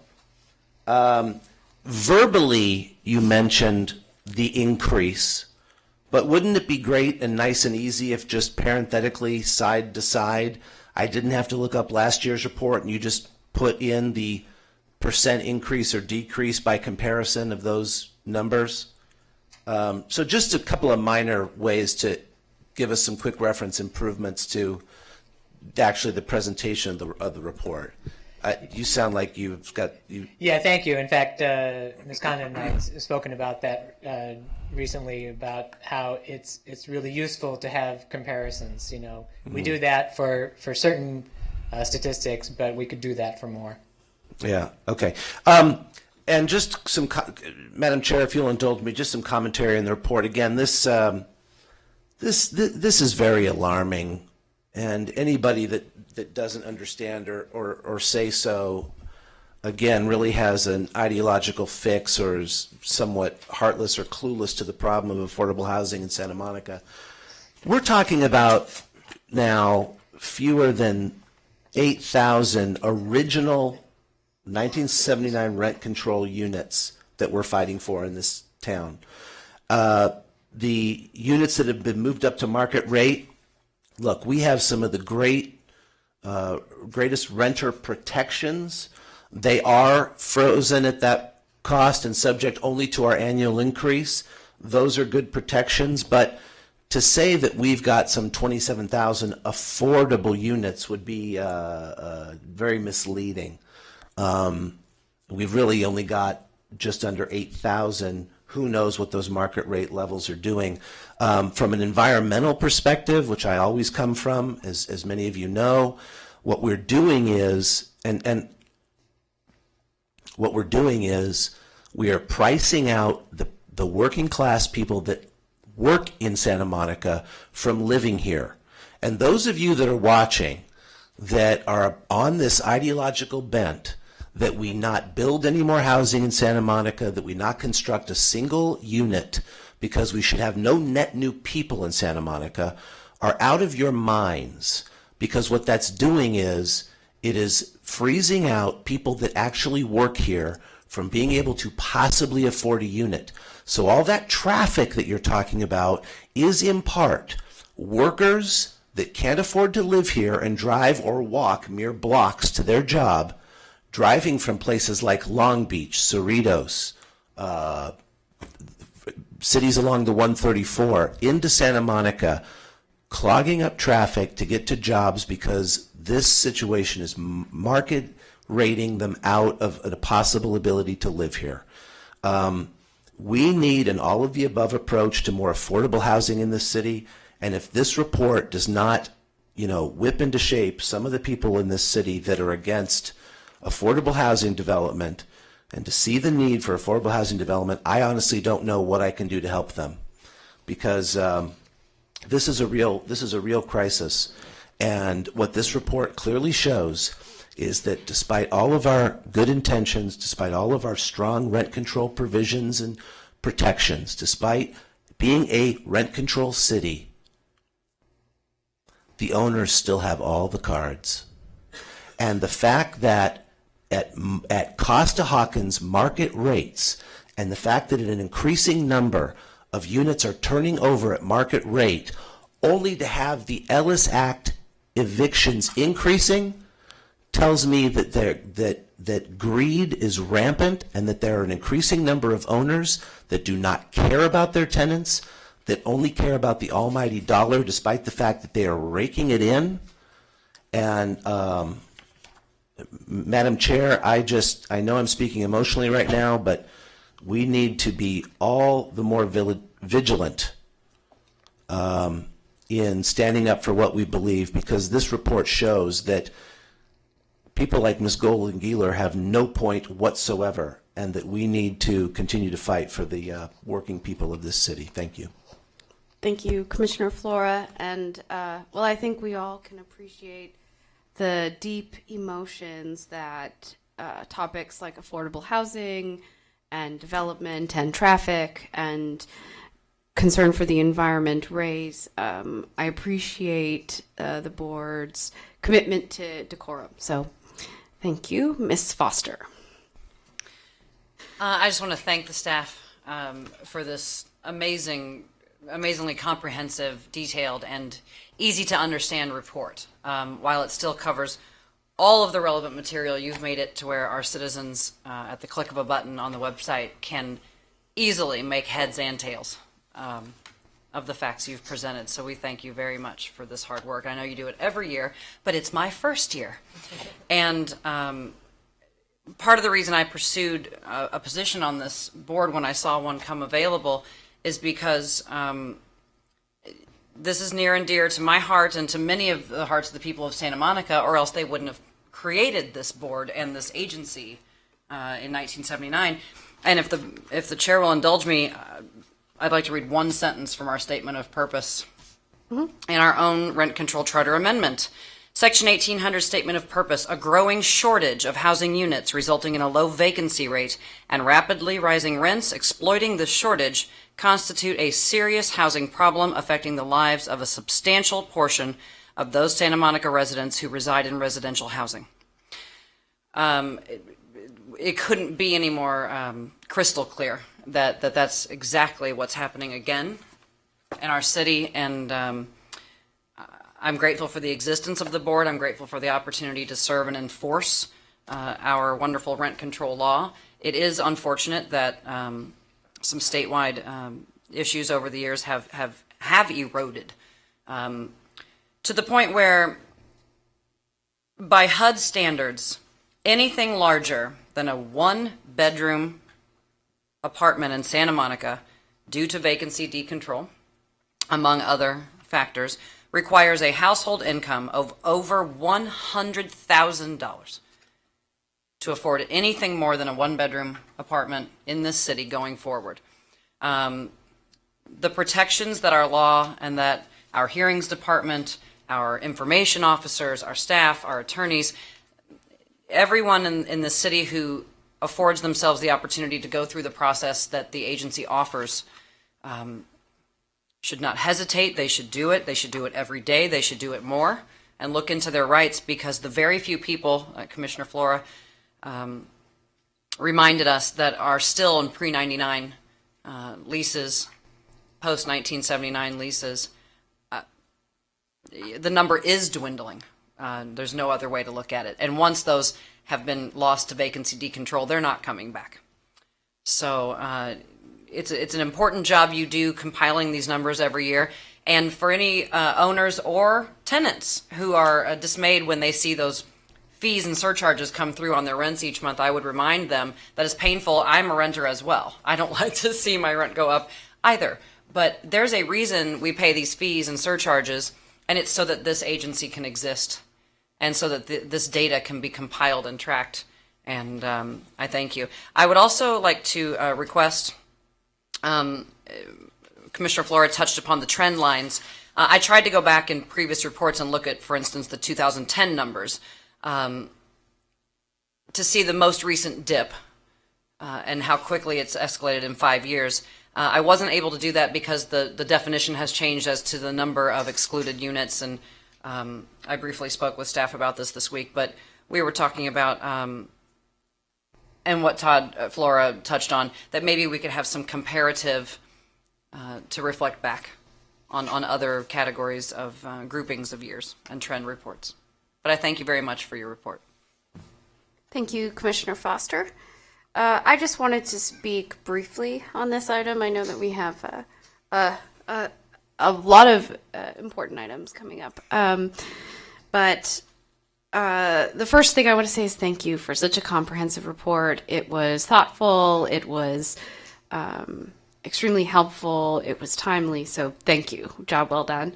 I wanted to speak to one item related to the public comment, which I found a bit concerning, which is the idea that being L-list is something that's fun or helpful or good to tenants. I find that troubling. And the representation that you go to the top of the community core line is somewhat inaccurate in that you first have to qualify for a community core, and there's absolutely no guarantee that a tenant who is L-list will qualify for a community core. In fact, many tenants do not. And many of those tenants end up having to leave Santa Monica. So the idea that that anyone should be eager to be L-list is I think a risky and concerning idea. I have two questions related to the specific data in the report. The first is, I believe I saw on page 25 that there were a number of withdrawn L-list withdrawals, and I want to explain what I understand that to mean, and then if the board could give some direction on what they're doing to track those particular circumstances, I think that would be helpful. So what I understand that to mean is someone has given an L-list notice, said, oh, we're going to L-list the building, and they've informed the tenants they're going to be L-listing the building. The tenants say, oh my gosh, we have 120 days, we have 1 year, or however much time they have to get out, and then they expect relocation. And then at some point in the process, the landlord decides to withdraw the notice. What are we doing to track the tenants in those situations to ensure that they have some stability? And have we heard of any incidents related to the withdrawal of L-list withdrawals? Do you want to answer that? Yeah. Actually, I'm sorry that was not clear. Okay. What the withdrawn means the L-list process has been completed. So the property it's totally is withdrawn. Okay. Pending means probably in those cases there were senior citizens or disabled tenants who were entitled to a year to relocate, so the withdrawal is still pending. I see. So these are the ones that say withdrawn Complete. were completed withdrawals. Completely removed. Okay. Yes. So I guess then my question is, are we tracking circumstances in which a landlord has given an L-list notice and then withdrawn it? Because that's a circumstance that I'm a bit concerned about. Well, this under the Ellis Act, if an owner serves a notice and then withdraws it, the restrictions that apply if a property completes the withdrawal also apply. Right. So yes, we would track that to know that rent levels are restricted for future vacancies, and so we do track those. There are not a whole lot of those. I can only think of one that's occurred recently, and then the owner decided not to rescind their notice. So HACA deals more directly with these. Yeah. Were there many of those this No, year? not at all. And Commissioner, for example, we just had one, but it really had to do with the fact that the owner had made a mistake, and so they withdrew the original LS notice and they refiled in order to not hurt their chances should they have to go to eviction court at the end of the LS period. So those are much more typical situations, and there are very, very few of those. Right. Because one thing that has been concerning to me just in evaluating things that have gone on around the state are threats of Ellis's or draft Ellis's. And then I was really interested in whether we are actually seeing Ellis's being filed and whether that is having any particular impact on tenant. But it sounds like we aren't. So that's helpful. Okay. So then the second question that I had was related to page 28, which discusses properties that were returned to market more than 5 years after the withdrawal, and those I'm so sorry. Those properties, because they were returned more than 5 years, were re-rented or re-offered to the tenants at market rate. Have we had any circumstances in 2015 in which there has been less than 5 years or even the 2-year window in which a landlord has been determined to be re-renting in that really important period where they would have to re-offer units to tenants or may even be subject to penalties? I don't believe that we've had any of those, have we? I'm afraid I can't recall any in that circumstance. They tend to be, as you described, that people wait after the 5 years in order to be able to not have to re-rent at the controlled rate. Okay, great. That is one less thing to worry about. Okay, that's it for me. Commissioner Drawn? Hi, thank you. Yes. A couple of points. I'll start by saying thank you to the staff for compiling this report. As we've all mentioned, I appreciate how difficult it is to gather all this information and then to turn it around and put it in words that anyone could understand. That takes a lot of time. And so thank you for all your efforts in doing that. It's a very well done report. The second point I want to talk about is just a comment overall. I guess the cautionary tale that I see in this report is what it costs to live in Santa Monica and the effects that rent has on people. And one of the things that struck me was if you have a 2-bedroom apartment with vacancy decontrol, you need to make, according to HUD recommendations, $103,000 and some change in order to have a 2-bedroom apartment here in Santa Monica. And what it doesn't say, what the numbers don't tell you is, I have a family. I have 2 small children. What that cost doesn't say is what costs, what expenses do you have if you are a family? And you have schooling costs, you have insurance increases, the more kids you have more food you got to buy for. So the effect is that you may need $103,000 to have a 2-bedroom apartment, but that's, number one, not going to be a big enough apartment for a family of 4, most likely. And number 2, your expenses are much higher because you're a family, which makes it even harder for a family to live in Santa Monica. And so the cautionary tale that I want to raise is moving forward as rates will inevitably go up, which is what the charts have shown over time. What does this community become? It seems that without the Rent Control Board, without diligence on making sure that these laws are enforced and created to protect people who live here, this will become a city that has, it becomes void of family and community. And I think that's a very big risk.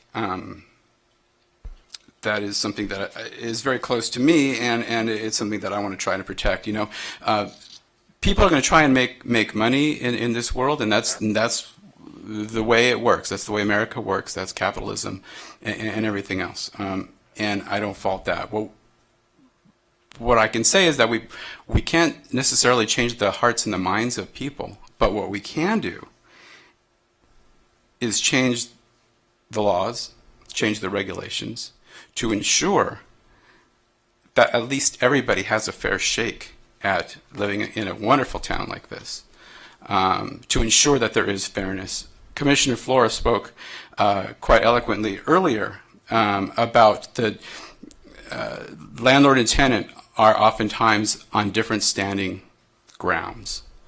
And in my view, what we want to try and do is create as much balance as we can so that they're operating at a arm's length, or they're operating in as equal a position as possible to make decisions that are best for themselves and for their families. And so, so thank you for this report.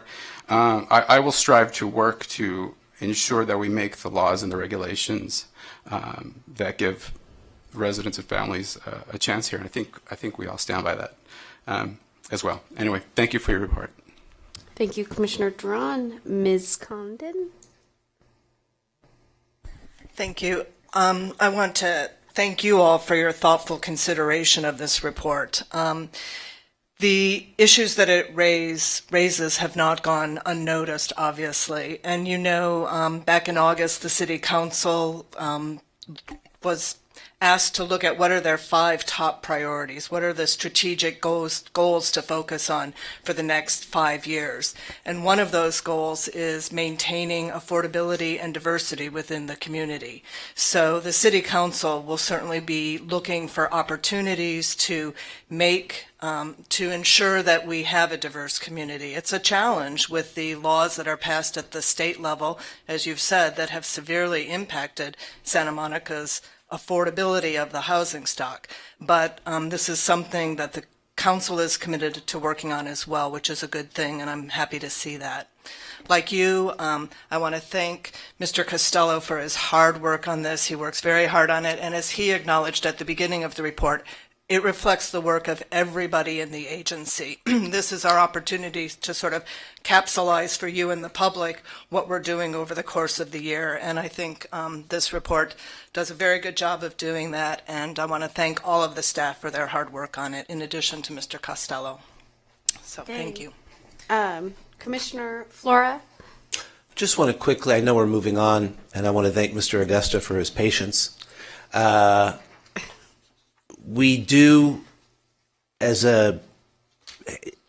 habitually forward this on to the council and the city attorney's office every year.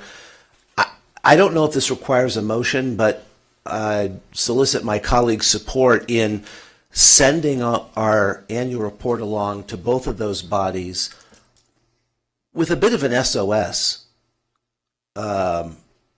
I trust the staff will find the words, but I would love it to be reflected that the elected commissioners are passing this annual report on to you, City Council, to you, City Attorney's Office, with alarm and concern, and with an attitude that we're ready to work with them to stem the tide of some of these trends. It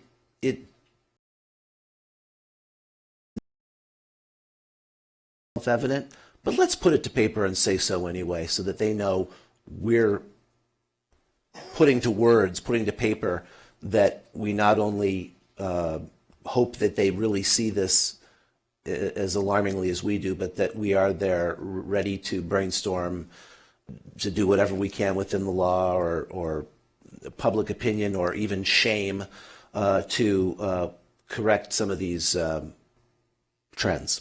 That would be my sentiment and recommendation. No objection. Okay. Thank you, Commissioner Flora. And the staff will forward on the report to City Council and the City Attorney's Office. And Planning. And Planning Commission. Okay, will do. Thank you. Okay, our next item on the agenda is our very patient Brian Augusta on item 12B, who will be speaking with us about the legislative report for the 2015-2016 regular session. Thank you. And thank you, Madam Chair and members. First of all, I appreciate that, but I'm more than happy to sit through this session. In fact, it's always a great pleasure to come down here to Santa Monica and to see the work of the board and to hear from members of the public. I wish there were more members here sharing their views with the board. And I also want to welcome you, Commissioner Foster. We haven't had a chance to meet, but welcome and congratulations on your appointment. 15 minutes or so and run through some of the high-level high points of our report. Certainly, if you have additional questions, I suspect at some point Commissioner Flora will test my knowledge of some place deep in the 34 pages that we have, but I'm primarily going to focus on the front few pages in our narrative report and hit some of the highlights. But let me start with a little overview of. I promise no tough tests, but I would ask our chair to indulge Mr. Augusta in letting our fans and viewing public know who he is to us. Yeah. Yes. I'm happy to make that introduction. No. No, Brian Augusta is our lobbyist, and he works in Sacramento on behalf of the board and keeps us informed of the legislative issues. So thank you so much, Mr. Augusta, and thank you, Commissioner Flora, for that gentle reminder. He's a good guy.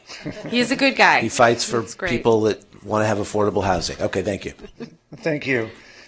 So with that introduction, I want to kind of talk a bit about what's happening in Sacramento now and then walk through a few key bills of interest to the board and to the public. We're just beginning to ramp up, as you know, the second half of a 2-year session. We're in March. Things are really beginning in earnest in terms of policy committee hearings. Bill introduction deadline was a month ago. Everyone in Sacramento is sort of making their way through the hundreds of bills that have been introduced. And as you can see from the chart, that housing realm, there are dozens and dozens of bills in that area. And I think the fact that there are so many housing-related bills is indicative of what may shape this half of the session. I think in the 10 years or so that I've been doing this work in the Capitol, I have not seen the level of interest and focus from members of both houses, from members of both parties, on the affordable housing crisis in this state. We're getting questions every day from members who have never really inquired with us and other housing-related groups about what they can do to help address the affordable housing crisis in California. And on top of that, we had this week sworn in our new Speaker of the Assembly, Anthony Rendon, who both in press reports before his swearing in and in his comments accepting the gavel, indicated that poverty in California and housing affordability are critical issues for the new speaker. So it's sort of in that atmosphere that we're looking at a number of proposals to address housing affordability and protect people's access to safe and affordable housing.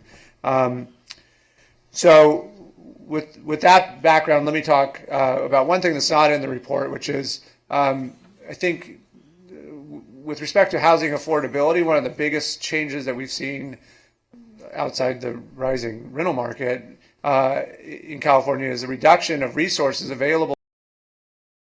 About $1 billion each year. Most of the voter-approved bond funds have disappeared. Last year, there was a proposal by then Assembly Speaker. How soon we forget? I'm sorry. I'm sure Ms. Atkins isn't watching, but she would forgive me. Exactly. Former Speaker Tony Atkins to establish a permanent source of funding for affordable housing. That bill did not move forward, but there are a lot of conversations happening in the Capitol right now about the state's surplus in its general fund, and how some of that money might be spent to help replace some money that has been lost, not just in affordable housing, but through other budget cuts over the years. And affordable housing has never been a big feature of, for many years, has not been a feature of the state general fund. But there is ongoing discussions this year in both houses about whether some amount of those resources should be spent for some one-time infusion of funds into state affordable housing programs. So that, aside from the other things we're going to talk about tonight, is, I think, a very encouraging development. Walking through some of the bills, though, to illustrate to you, I think, some of the diverse issues that the legislature is going to be addressing this year that are of interest to the board. The first one on the list, SB 1053 by Senator Leno. This is an issue that those in Santa Monica know well, and that is expanding the state source of income protections, which currently protect tenants from discrimination based on source of income and a variety of sources of income, but does not currently cover housing choice vouchers, or what's commonly known as Section 8. And this proposal by Mr. Leno would expand the source of income protection, as the city of Santa Monica has done, to housing choice voucher holders. And all of these bills, as I talk about them, we're in the early stages. None of them have had hearings. It's hard to say, so I won't predict on any of them sort of what the outcome will be. But obviously, this is going to be one of the more controversial measures between tenant advocates and the rental housing industry. Another probably equally controversial but equally important measure is AB 2502. That's actually not the right number. I think it's 2501. Fairly certain it's 2501. Forgive me. But anyway, by Assemblymember Mullen, which is the bill to deal with the Palmer decision. And I think everyone knows that the Palmer decision struck down a City of LA policy, inclusionary policy, on the premise that it violated the state Costa-Hawkins Act. That issue had been brewing for many years prior to the Palmer case, but I think most practitioners did not believe, as the court apparently did, that Costa-Hawkins was intended to cover inclusionary policies. And so since the outcome of that case, there's been a number of efforts to try to restore the ability to apply inclusionary policies to rental housing, or in other words, to require rental housing to be part of an inclusionary policy instead of limiting it just essentially to home ownership. Prior efforts, the most recent one was AB 1229 by Assemblymember Atkins, which got all the way to the governor's desk. The governor said, I'm kind of conflicted on this. I mean, if you're reading the veto message, I'm kind of conflicted on this, but there's this case pending in San Jose, which actually doesn't relate in any way to the Palmer decision. But we want to await the outcome of that case so that we know that the law is settled before we make any additional corrections in the law. So just recently, the U.S. Supreme Court said they were not going to review the San Jose case, which did turn out favorably for those who support inclusionary zoning policies. And so that issue is now settled. So advocates are returning this year with another attempt, and I think it is actually AB 2502. So AB 2502 by Assemblymember Mullen is an attempt to simply clarify that this is a zoning power of local governments and that it is not contrary to Costa-Hawkins. So that bill will undoubtedly generate a lot of conversation in the legislature this year. A couple of other bills in the landlord-tenant realm. AB 2760 by Assemblymember Mathis deals with the issue of support animals, which is an issue that we are hearing a lot about in the Capitol. Concern from a variety of industries about animals that are presented as being support animals, and people presumably not trusting that the person who's claiming that the support animal is necessary actually does need the support animal. And right now, the Department of Fair Employment and Housing is working on regulations to clarify the law in that area under the State Fair Employment and Housing Act. This bill, which I believe is sponsored by the the realtors, by the California Association of Realtors, kind of shortcuts that administrative process and proposes what I think a lot of people see as very far-reaching and maybe fairly broad limitations on support animals and the ability of a tenant to use a support animal. For example, it would require the tenant to demonstrate that they have a medical necessity for the animal, that the landlord can verify with the medical provider, and allows termination of the tenancy or refusal to is one category, or considered dangerous, or some other categories. So it's written fairly broadly, and I think has gotten the attention of a lot of tenant advocates. Not clear at this point how far that's going, or whether that's really, the proposal that's in the bill now is really what the author and sponsors intend to see move forward. Along those same lines, AB 2003 by Lackey, Assemblymember Lackey, is a bill that appears to be intended to sort of limit the ability of a tenant in an unlawful detainer in an eviction action to assert certain defenses in what they seem to perceive to be sort of last minute fashion. So it requires two things. One, that if the tenant has retained an attorney to represent them in the unlawful detainer, that their answer in the unlawful detainer has to indicate that they've retained an attorney. So, not clear how many instances you have where the attorney wouldn't actually appear on the pleadings on the answer, but that's what the bill proposes. And then, in addition, it's coming at the issue of the implied warranty of habitability and requiring the tenant to plead certain facts in their answer, such as what the defect is that they're claiming, and when they notified the landlord of that defect, and those sorts of facts. So again, very early in the process, not clear where that bill's going or if it will be moving. AB 2391 by Assemblymember Steinorth, who is the vice chair of the Assembly Housing Committee. This bill would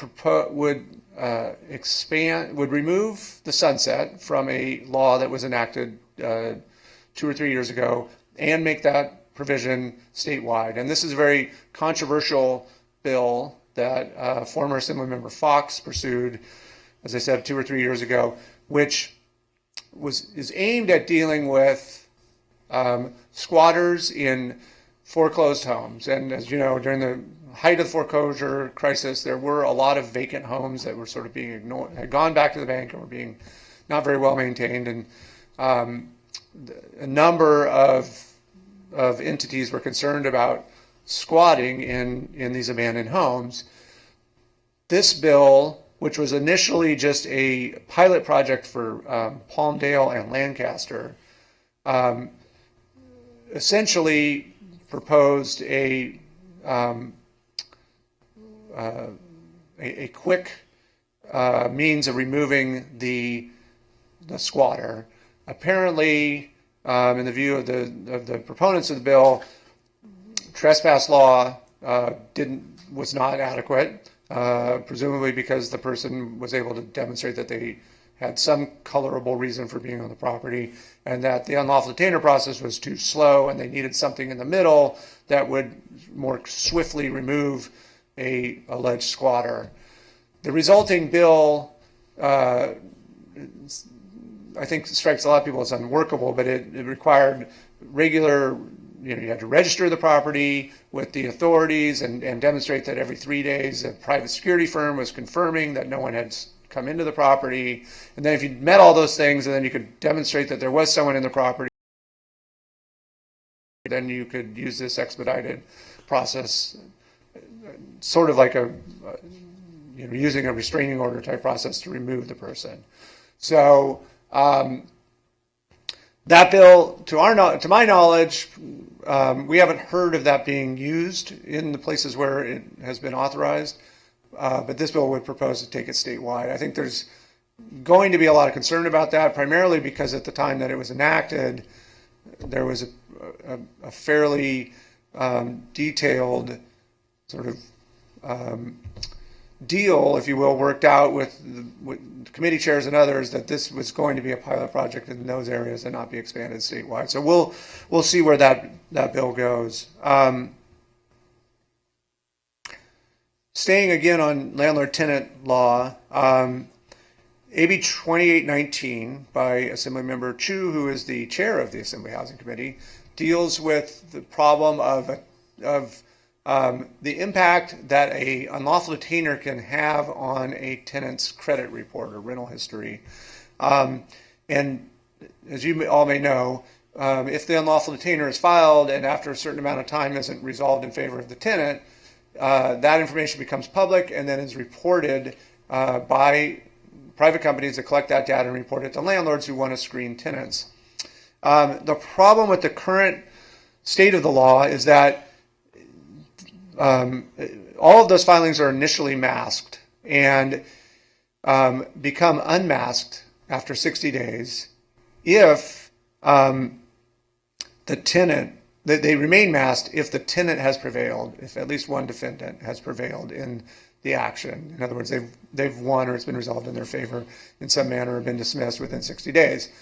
The problem is cases in which for a variety of reasons are not pursued quickly and the 60-day timeline runs, and then let's say the tenant ultimately wins or settles, or somehow it's resolved in their favor, or it's never even pursued.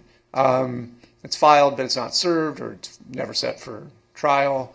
And imagine the tenant who has meritorious defenses or is otherwise essentially innocent, they still have this mark on their record. So what this bill would propose to do is to switch that presumption and essentially say it remains masked unless the plaintiff, the landlord, property owner, prevails within 60 days, which seems to be a fair resolution of sorting out, defendants who did violate the lease or whose possession of the property was wrongful, and those who are essentially innocent. And that's really what the reporting is supposed to capture is, this was a tenant who did something wrong. And if you have innocent tenants caught up in that system, it just makes it more difficult for them to find their next housing. So there's work going on to work with the courts on that, work with the rental housing industry to make sure that bill is workable.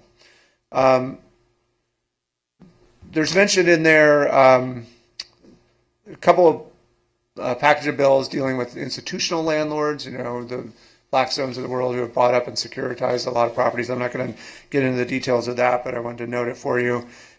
Two other bills that we've talked to you about in previous years are still two-year bills, are still alive. One of them is AB 551 dealing with bed bugs. That bill is in the second house. It's still very much alive. It's still working its way through the process, and tenant advocates and landlord groups are trying to work through some remaining details.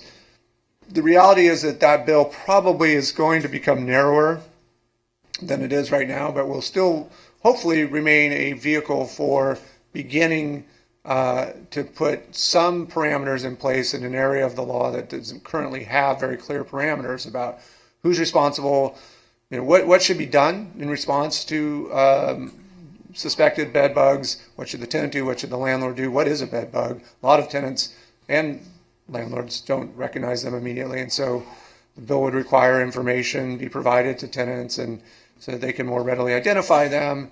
And then the current bill requires notice. You got to let the landlord know. Landlord has to hire a qualified person to treat it within certain days and sets up some other parameters. I think something will emerge from this process that's going on to figure out what everyone can agree to that will hopefully continue to move that area of the law forward. Let me just finally mention AB 2392, which is Assemblymember Nazarian's bill, which he has done a couple times previously and we've talked about before, which is a tax credit of 30% to help defray the costs of seismic retrofitting, which is of great interest in this area. That bill last year, because it was a tax credit, that bill and a number of other bills, I'd say maybe a dozen bills that were some form of tax credit, were vetoed by the governor in one sort of package of vetoes. And his message in vetoing those was essentially, when we negotiate the budget is the time to talk about tax credits, because those affect the bottom line. So if you want a tax credit, let's talk about that in the budget. Of course, in his veto message, he was not making any promises that he would sign off on any such tax credits. But nonetheless, that was the nature of the veto of Mr. Nazarian's bill last year. He's reintroduced it. I would presume that one of the goals is to have that be part of some discussions as part of the budget. And as Commissioner Flora and others have noted, the next big earthquake, it would be a shame if we haven't taken the steps to try to help shore up some of these properties. So hopefully there will be some attention to that this year, but it is yet to be seen, since the budget process is just now ramping up, and we'll know more by May on that. I think I'll stop there and see if there's any questions or comments from the commission. Okay. Thank you so much for your presentation. Yes. It's always fun every year. Our first speaker is Commissioner Foster. Oh. Nice to meet you too. Thank you. One very quick question. The support animals question, do you have any knowledge as to whether the airlines who have similar complaints and concerns, are they throwing any of their weight behind the realtors in this case? I have not heard that. And of course, this bill would only deals with rental housing. So I suppose if they saw it as like the nose under the tent kind of situation, they might be, but I have not heard that it's anyone other than those in the rental housing industry that are doing this. Okay. And also in our consolidated annual report, there was reference made to some efforts last year made in the state legislature, and I thank Tracy and staff for helping me. But I wonder if you could tell us anything about Senator Leno's Senate Bill 364. The Ellis Act bill? That was attempting to manipulate Ellis a bit, but only for San Francisco. Right. So that bill, which was his second attempt in recent years to put in place essentially a holding period, if you will, under the Ellis Act, which would have limited the ability of a property owner to Ellis until they've owned the property for 5 years. Right. And it was a strategic decision by Mr. Leno to apply that only to San Francisco, which in the first instance, it did help him succeed in moving the bill out of the Senate. And then in the Assembly, it died. But in the second go-round, it didn't make it, as I recall, even out of the first policy committee, the Senate Transportation and Housing Committee. I don't think he's pursuing that bill further this year. There has been conversations in the legislature, although we have a lot of bills that are in spot form. As you look through this secondary list, you'll see that which is very common, to have bills that are essentially placeholder bills, and into which some actual language will be amended shortly. And so I think we're waiting to see the other shoe drop on this, but there have been discussions in the state legislature about other Ellis Act refinements, including trying to extend the notice period for tenants, in addition to seniors and persons with disabilities. It's yet to be seen whether a bill on that is going to emerge from the spot bills that are out there, but that had been discussed as yet another way to at least put some protections in place for tenants who are facing Ellising. Thank you. Yeah. Commissioner Flora. Thank you, Madam Chair. I want to add a quick, if you'll indulge me, a quick narrative, and then I have three specific questions. Have at it. Okay. I know it's getting late, but it's just an important reminder, and I know you all on the dais know this, but receiving a Section 8 housing voucher is not a guarantee of housing. my wife and I have a friend who named George. He primarily lives in Douglas Park near our home. He is homeless. He is educated, technologically advanced. He's kind to our dog, and a veteran of the first Gulf War. He received his Section 8 housing voucher months ago. But he has no housing because there are too few spaces afforded to Section 8. We could talk all night about the stigma that many housing providers have towards Section 8 vouchers. But again, my message to many of the people who look at the homeless in our parks and say, oh, we can't have any of that, are the very same people that also oppose more development of affordable housing. I'm not trying to blanket that statement on all of those people, but it's really no coincidence, and I want us to be thinking about people like George as we continue to advocate for more affordable housing development. Now, Mr. Augusta, Yes. to your report, thank you for coming down from Sacramento. Of course. Thank you for advocating on behalf of everyday people in your daily life, and we're very lucky to have you as our advocate here at the Rent Control Board. My first response, and then I have a couple of questions, is it would be helpful when the bills, it would be helpful to identify the party of the representative proposing certain bills. And I say so because, to no fault of their own, other than their usual fault, we need to know that the minority party often proposes bills that aren't going to go anywhere because they're the minority party. Several of these alarming bills that you've pointed out are sponsored by members of the minority party, and I don't think as a result should worry as much about them. Maybe I'm wrong. Maybe some of the mod Dems are climbing on board with them and we've got things to worry about, in which case maybe you should let us know that. Sure. So you'd like to see an R or a D as my... And you're telling us you don't need to worry about Assemblymember Lackey's bill because it's not likely to go anywhere. Right. Or maybe it is. Well, but I don't think we need to be seeing each of these bills as with an equal chance. And sometimes I would agree. party Although- politics has a role to play in that. And it's important for our viewers to understand that as well, who may hear about some of these bills and be quite alarmed. Yeah, that's a good point. Yes. Okay. First question. I'm going to ask this, and then I have another sort of commentary / question.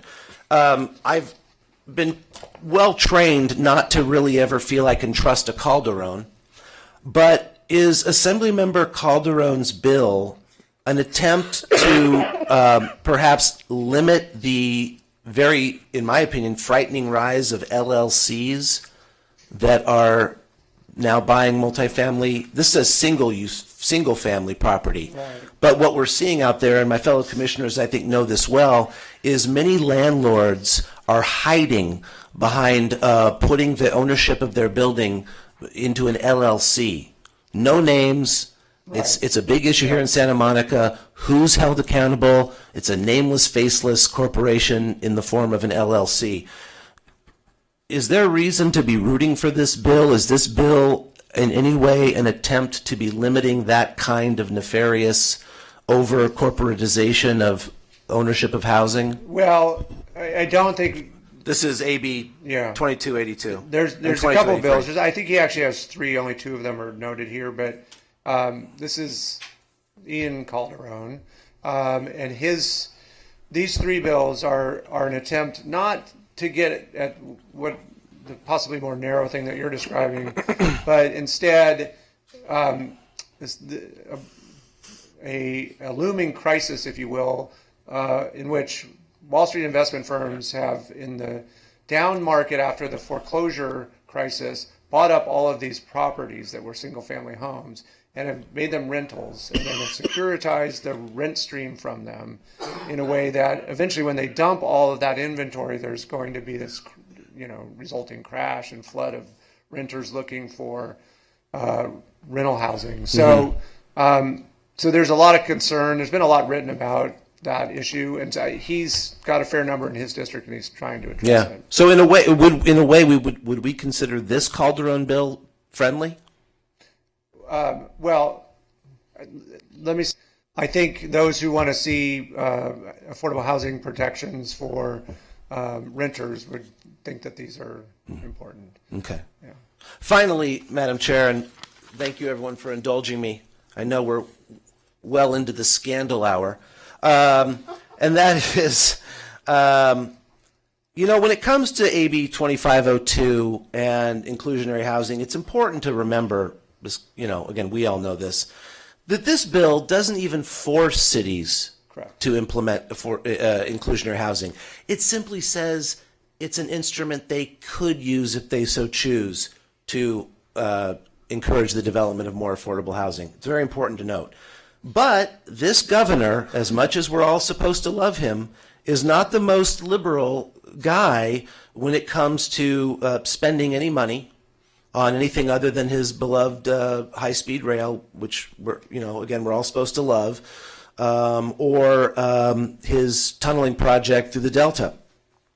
I'm sure he would be friendlier to transit-oriented development along his bullet train, but nevertheless, when he was, and Stephen and I have talked at length about this, when he was mayor of Oakland, he was very anti-inclusionary housing, or maybe it's you and I that have talked about this, because it interfered, it was actually a conflict of interest. It interfered with some of his own development goals and some of his own properties, as I understand it.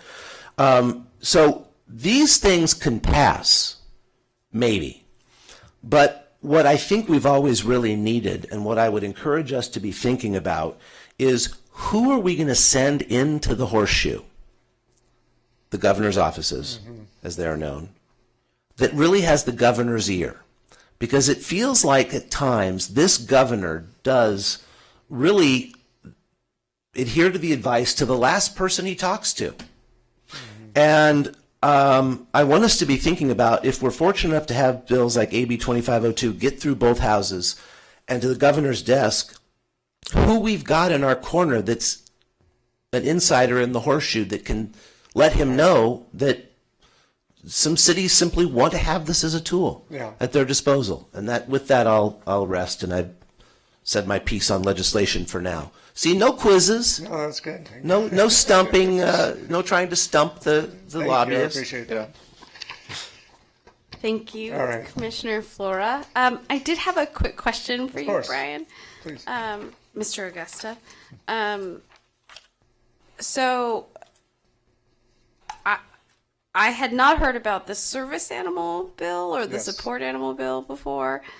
How serious of a bill is that? And what is the likelihood that it will pass? Well, first, as I was going to say when Commissioner Flora was speaking, I think there are people who didn't think that Costa-Hawkins would pass. So I just want to be cautious when answering these kinds of questions. But the bill does have a number of things working against it, that it's, as Mr. Flora was talking about, it is authored by a Republican who isn't on the committee that's going to go through, which is chaired by a Democrat. So those things usually operate against them. Plus, I think when you read the policy that in its current form, it's pretty far-reaching. So I would say, not even withstanding which party the person is from, that a bill in that form is probably not going to make it very far through the process. So it will either be amended or, not move this year. That would be my guess. It would not move in its current form. Okay. It is pretty concerning on the face of it. And there are many bills that address concerning issues, but that was a new one. And as a huge animal lover, would be really disappointing to see make it far down. Well, and then you should know that the Humane Society is already I would in imagine. opposition of this bill. So. That's a natural alliance. Yes, exactly. Okay. All right. Thank you so much. Thank you. Okay. Our final item on the agenda for 12C administrative items is our mid-year budget report. Ms. Condon? Yes, and given the length of the meeting, I do not need to spend a long time on this report. This is just an information item for you so that you can see what our financial experience has been in the first half of this fiscal year. The bottom line is we're doing a bit better on revenue than we had projected. So we anticipate by the end of the year that we will perhaps have $8,000 more in revenue than we had projected. Our expenditures, as you see, are generally in line with what was projected. There are a few exceptions to that, both in the area of permanent employees and as-needed employees. It's explained in the report, but as you heard during the annual report, we've had an uptick in construction increase or decreased petitions. The hearings department has been very busy with a variety of petitions. So the as-needed people really provide a great deal of support for us, but having them as needed is beneficial so that as things ebb and flow, we don't have a permanent staff member doesn't have a full-time job. But so we anticipate spending almost $30,000 more than we had originally projected on that. Additionally, we had some additional permanent employee expenses related to a couple of reclassifications. There's something about the way the pay periods fall this year. We have to pay 4 days worth of next year's expenses in this year, so that also contributes to this over expenditure here, but we'll get a credit in next year's budget for that issue. We do have projected savings in other parts of the budget that we think will offset those over expenditures. Primarily that's in the area of legal expenses. In the first half of the fiscal year, we only spent about $600 in legal expenses.